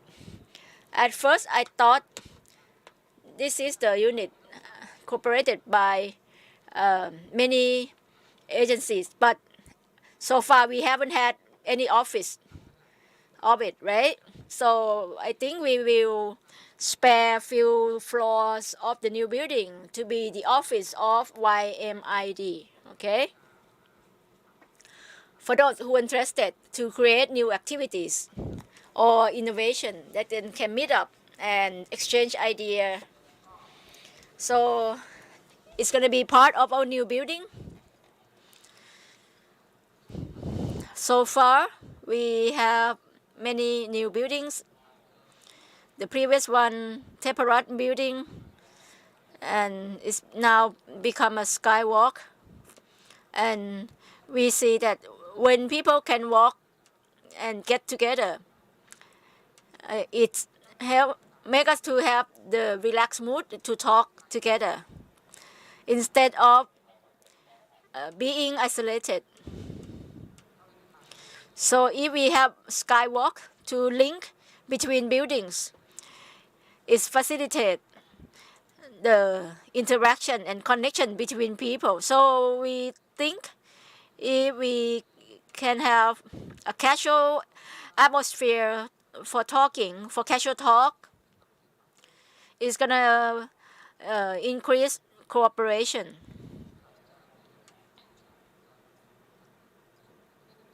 So this is the point that we believe is gonna create the innovative idea. So it's not only co-working space, the meet-up area, but also can conduct any activities and get the new idea from their work. We also have skywalk to link between Ramatipadi hospitals and Teparat building to other buildings or to other agencies. And if possible, we connect to the Red Line BTS SkyTrain. At this point, we have it at Bang Su, right? And to Payathai. What missing link? The missing link is สถานีสาม And we have Samsen Station, Ramatipadi Station, and for Ramatipadi Station will be the spot where the commuters can commute from Suvarnabhumi and Don Mueang airport. So it will be the center to connect not only the domestic commuter but also international commuters. We will have a skywalk, and for those who work in this area will have an easy commute. They can take BTS to go to the airport. So I think this can spark some interest for people to come here or to choose this area as their workplace.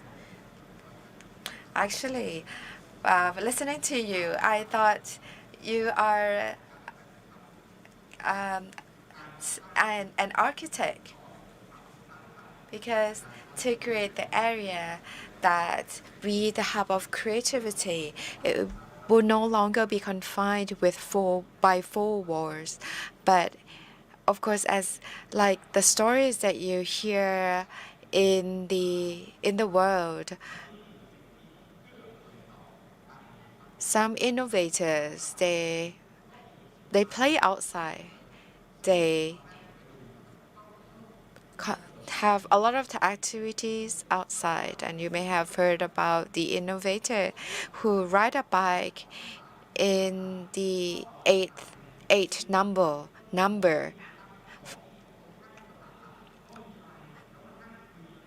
format, and that kind of help drive their creativity. So working space and co-knowledge, this area will be used for that purpose. I'm sure some of you may have heard about 3D printer. We have PE, we have PLA, and at Ramatipati Hospital, the materials are biomaterials, and it can be transplanted into patients. We have 3D printer that can print out a piece of skull, and that can be used for patients who had an accident with damage to the skull. In the past, it was very difficult to manually sculpt a piece of materials to be or can fit exactly at the damaged area of the skull. But with technology, we use imaging technology, and this can be done a lot more effectively, a lot more precisely. Of course, in the future, these 3D printers can be used to print out 3D human organs. So let's hear from Mr. Nurut. So Thailand, will we be able to overcome middle income trap with creativity? And one strategies that is very important initiated by the government is to make Thailand a medical hub of Asia. So for those who would like to bring medical technology innovations to this area, I would like you to share about differences between the roles of public and private sectors, and in the future, how YMID will help support the private sectors in the future. So I think when we talk about the public sectors, we focus on patients' health, and for private sector, we may have some capabilities to take care of international patients, and the medical treatment standards are globally accepted, and that could be part of the medical school that could be explained by the high standard of medical schools that we have in Thailand. Students have been rigorously trained, and also the medical innovation we have created and will create will need to address many pain points. We have Payathai Paulo innovation at present that will serve as a gateway. If there's any startup or any company that would like to work on medical research or medical innovations or medical innovations, we can help facilitate that. And we have a working force that would like to create a one-stop service. And I would like to share that the process to develop medical innovations takes time, complicated processes, because it's something that is closely related to human life, to human health. We need to take into account policies and procedures set by FDA of Thailand. So as we come together, we help reduce the unnecessary steps and to speed up the process of bringing the ideas to the market. So besides Thai market, we also have international startups that we have worked with. At present, we have Spark or Corporate Spark. So with this initiative, the investors from Singapore can have the business matching with the innovators in Thailand. So this will be part of our attempts to help promote the plan or the aspiration to create a medical hub of Asia. Whether it's Payathai Pauro or hospitals under YMID network, we aim to enlarge the scales. We aim to expand what we do to other hospitals. Don't have to be hospital located in this area, but we would like to promote our innovation, our medical innovations, and a lot of things that we have been working on developing. We receive cooperations from many parties, even during the COVID-19, for example, AI technology for lung X-ray, technologies for patients' beds or other medical equipment. So this is where we would like to start for medical innovations of the country. Of course, I believe we're going to see more of this in the future, then expand to other areas, to other communities, to other hospitals. So I would like to leave this to all of you. Thanks very much for sharing with us. The picture is clear how the public and private sectors can work together in this area. Of course, we have to work together towards the same aim to increase accessibility to medical services among the Thai people. The last question. Mr. Park Poom is an innovator. And in order for us to drive a medical hub, of course, we need strong committees. And we would like to see what the people that would like to be the innovators in this area actually need.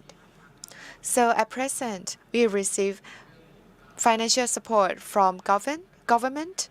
We also receive tax incentives from the government, and I think it's good. It's a good thing. I would say it's the first step in this journey in growing this ecosystem. So we already have the area, we already have the territory. Basically, we already have the forest, right? But now we need to put in the animals. We already have the medical doctors here. We need the private sectors to join us. So maybe this is what we need from the government. Maybe we need a center. Let's say if you have an idea, let's say if you are a startup and you have an idea and you know about this area, and it has to be idea related to medical innovation. If you would like to grow your lifestyle innovation products, I know a product, it's a perfume, and if patients, what kind of odor that patients would like to smell, because maybe this is just an example, but the patients might feel better, or the odor can indirectly improve their health. So the idea owner can come in and talk with medical doctors, collect more information to turn their ideas into reality. Maybe we can have like the hub tour so that those who are interested in investing and growing their ideas know where to go. So besides having the facility, maybe we can have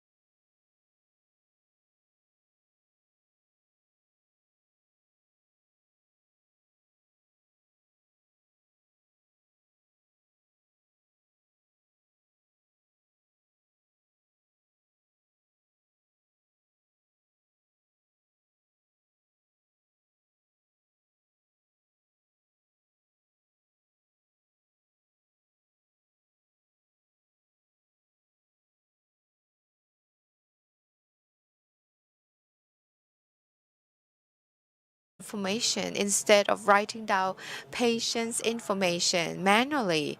They can use technologies and also to the system for dispensing medication. Besides doing it manually, can they use technology to make the system, to make the process more effective? And of course, we come here with the same goal to better the health of the Thai people. Thank you very much. Please put your hand together for our speakers and our moderator. Thank you very much. And today we received very interesting information from our speakers. And just now, just like what our moderator just said, I hope that there will be key takeaways that you can build upon. How we going to improve innovation. And in the next session, we have very interesting topic, and as I mentioned earlier, we will have distinguished guests and also speakers joining us from both in Thailand and outside Thailand. So the next topic is the Chinese way of innovation. We're gonna come back to hear from the speaker on this topic soon.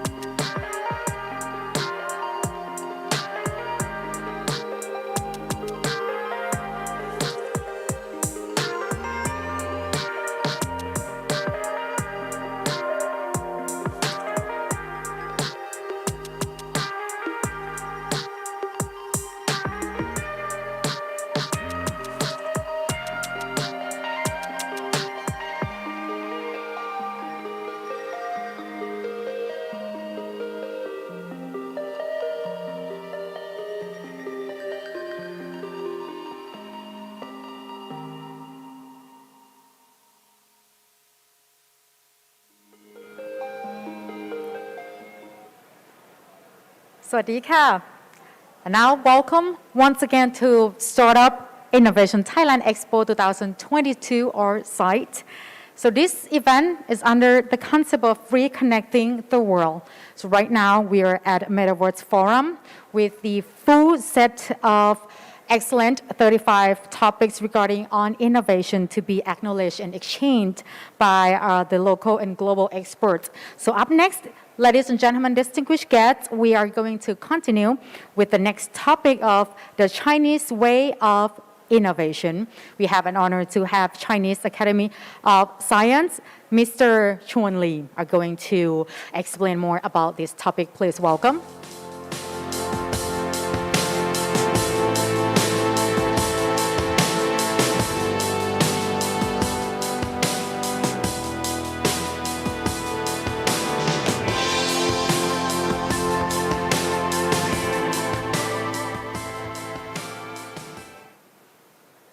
Okay.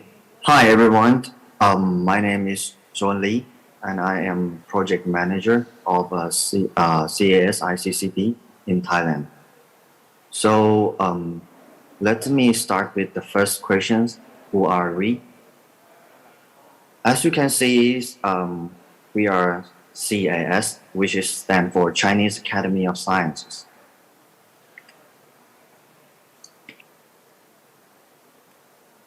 Chinese Academy of Sciences, we have a very long story. Start from our first president of Mao Zedong, who have the visions to start the scientific institutions for the first nuclear institute, which study all kinds of sciences during after the World War II has just finished. So now we have the story for 70 years of the national scientific institutions. So we are one of the leading national scientific institutions in China right now. So as you can see, CAS, we focus on the 5 areas that we think that we can push the innovations and the technology and sciences in the country. So we are focusing on the national team that we have some of the scientists that finished the degree from the Chinese Academy of Science University. And also we are focused on the pioneers, that the facility, and we also built an R&D system. And we have a big school that we have 3 universities that we support to build up the scientists and engineer generation. And we also have think tanks teams to give us the consults to the government. And the last one, we have the engine, which we can is the motor and the very relevant technologies to push up the innovations for the country.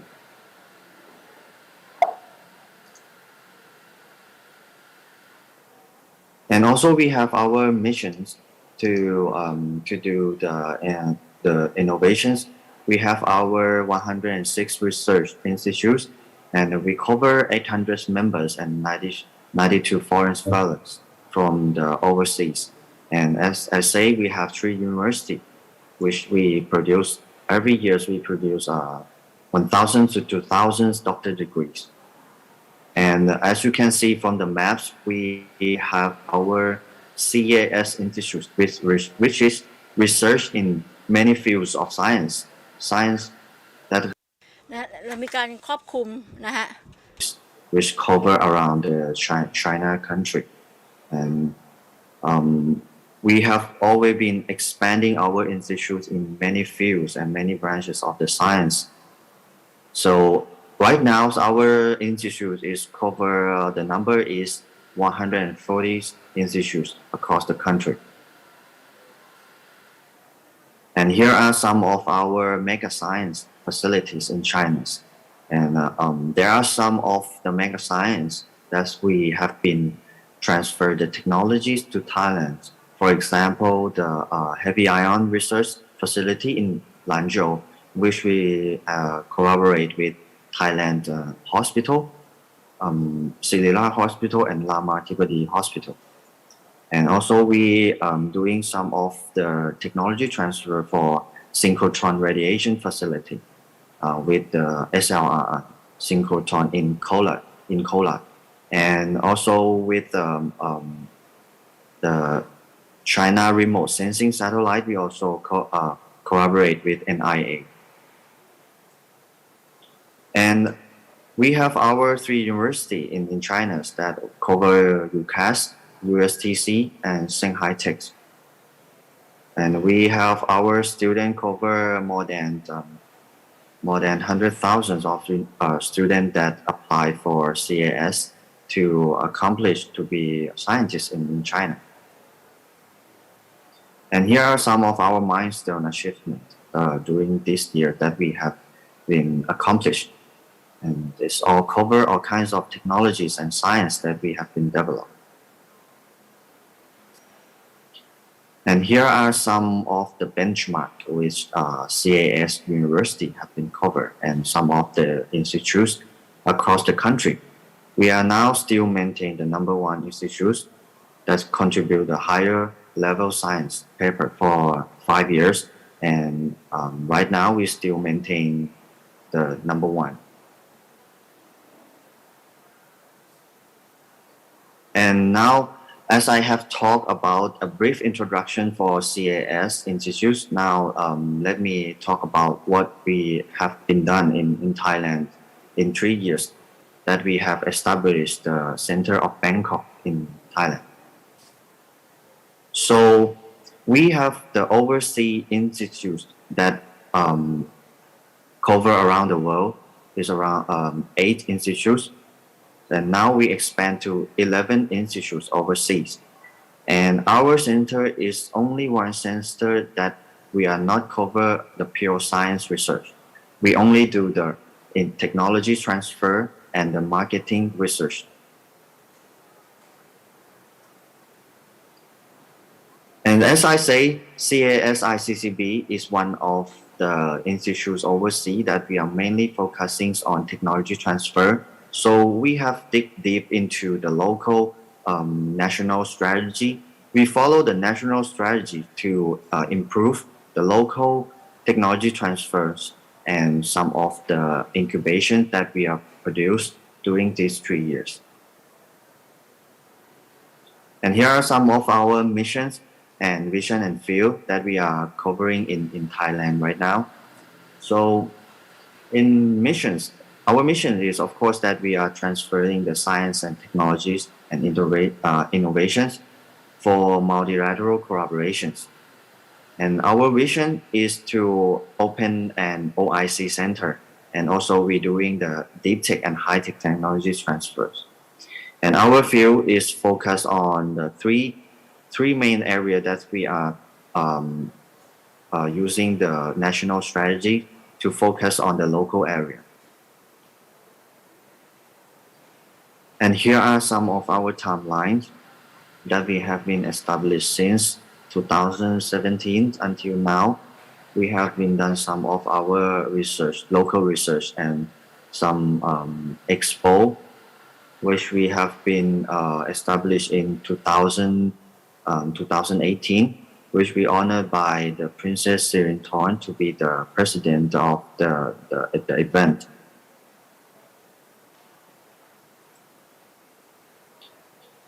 And as I say, we have learned and we have find some of our partner in Thailand. So we are focusing on our first stakeholder is Thailand's government and some of the institutes that related to science and technologies. We are talking to the university and some of the government that related to the science. And also we have collaborated with the research unit. And here are some of the phases that we are designed for the CAS ICCB in Thailand. The first one that we have all covered for the connections for stakeholder and the organization framework we have been established. And phase two, we going for the CAS expos, which we have been done on 2019. And also we have connected with some the big organized enterprise, which I will be elaborate more on the next slides. And also we will be focusing on the overseas campus for the university and some of the science park and incubation hub.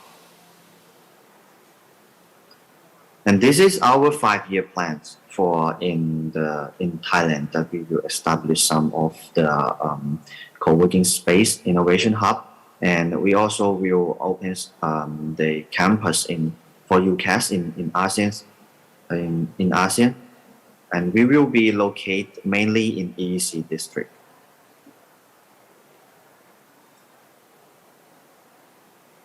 And here's is the CAS Expo that we have been done in 2018, which we collaborate with the with Thailand Ministries of MESI and NASDA.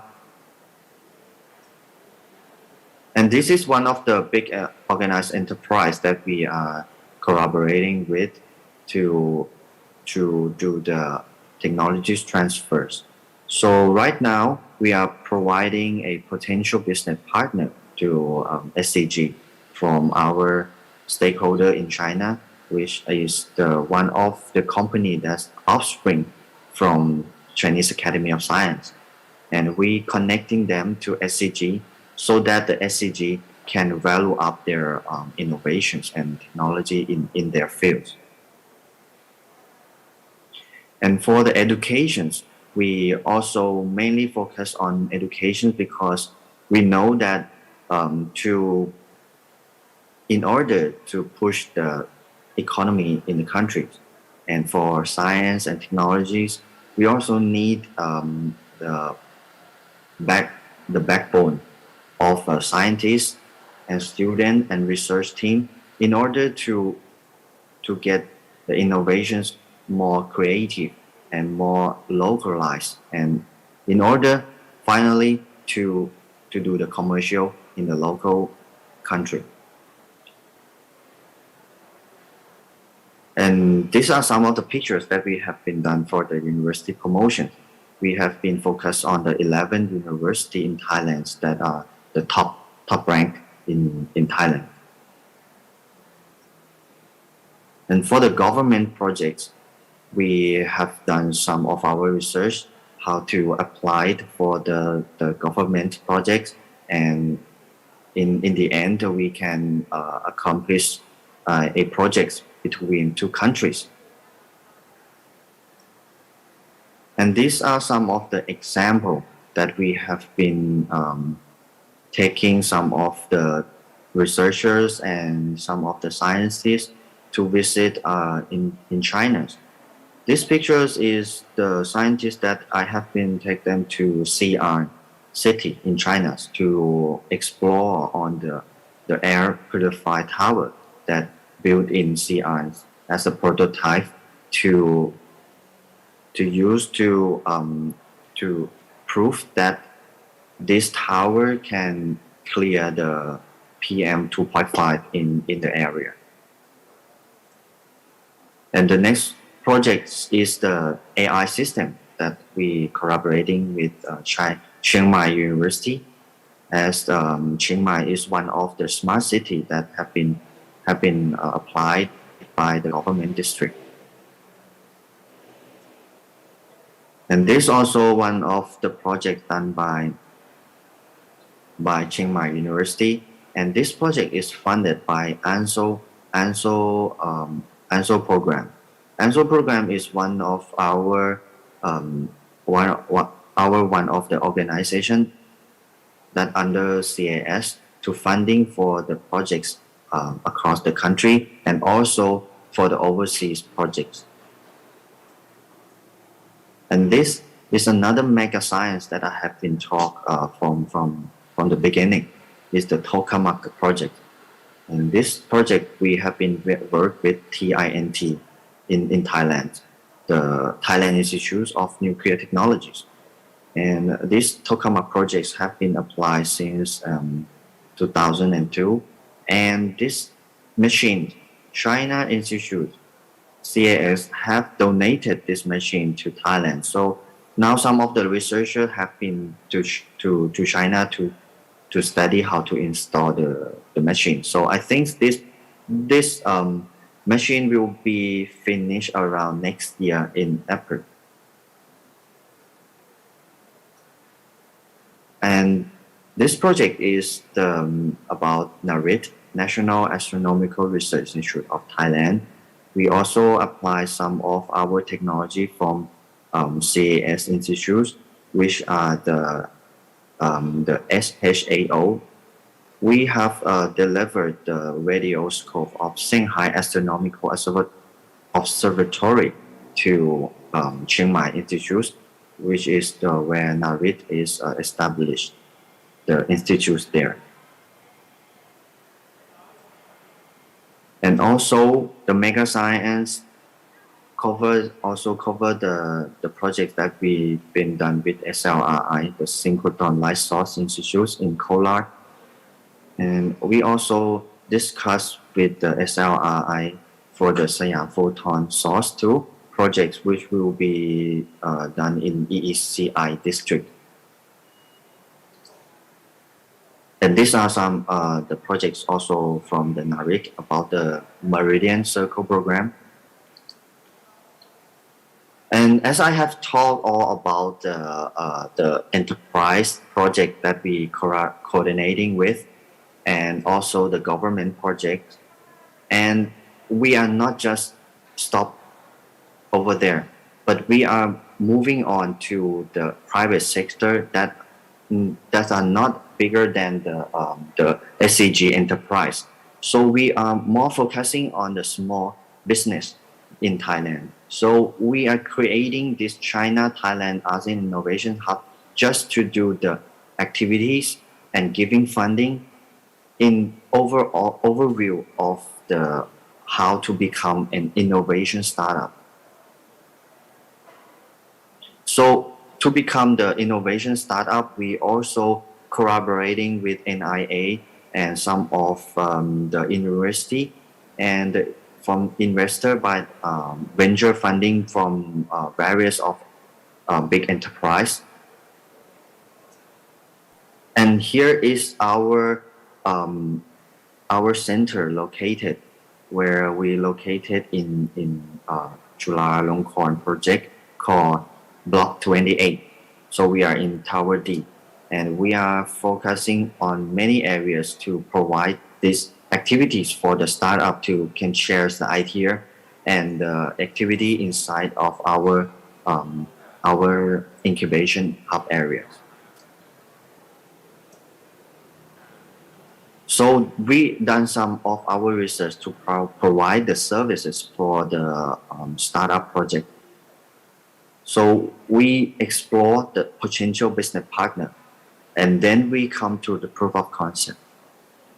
And also we have some of the new initiative project. If the startup doesn't have the clue what they want to invest or what they want to do the commercialize in the market, we can also start an initiative in a new initiative project for them. And also we study about the market for our partner. And also we will be doing some webinar and some of the seminar to promote the two partners, both in China and Thailand. And here are some of our success cases in Thailand. And we have done some of the donations through SCG Foundation, where the machine is the United Imaging Company donated UCT scan 530 model to Lama Jaginalabadin Hospital. And the next projects that we have done some of the success case is also the one of our company that's offspring from our university and CAS Institute is WaySim. And WaySim is one of the company that doing the cross-belt sortation system. And this project that I posted, the picture is one of the project that we have done for Flash Express.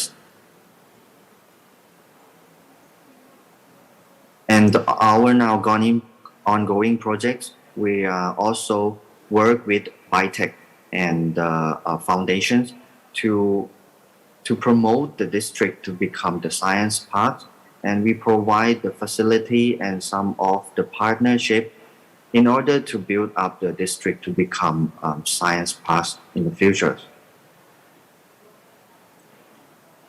And also this is one of our products from CAS that we are collaborating with the private sector. This product we have been issued during the COVID-19 pandemic in order to clear the viruses, and so we issue this product to our Thailand partner. And also we are funding the projects for Mahidol University in order to collaborate on the organic chemistry. This organic chemistry is the Ganoderma product that we co-funding with Mahidol University in order to see if the Ganoderma can cure the COVID-19 patients and anti the COVID-19 virus. Okay. If you have more questions, you feel free to contact me to the Facebook's platform, or you can visit our website to the QR code. Thank you very much for your attention.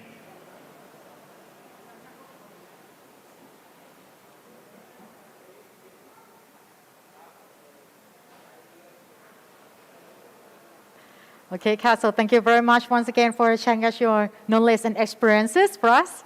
น้องๆปรบมือให้กับคุณชวนหลีด้วยนะคะ Thank you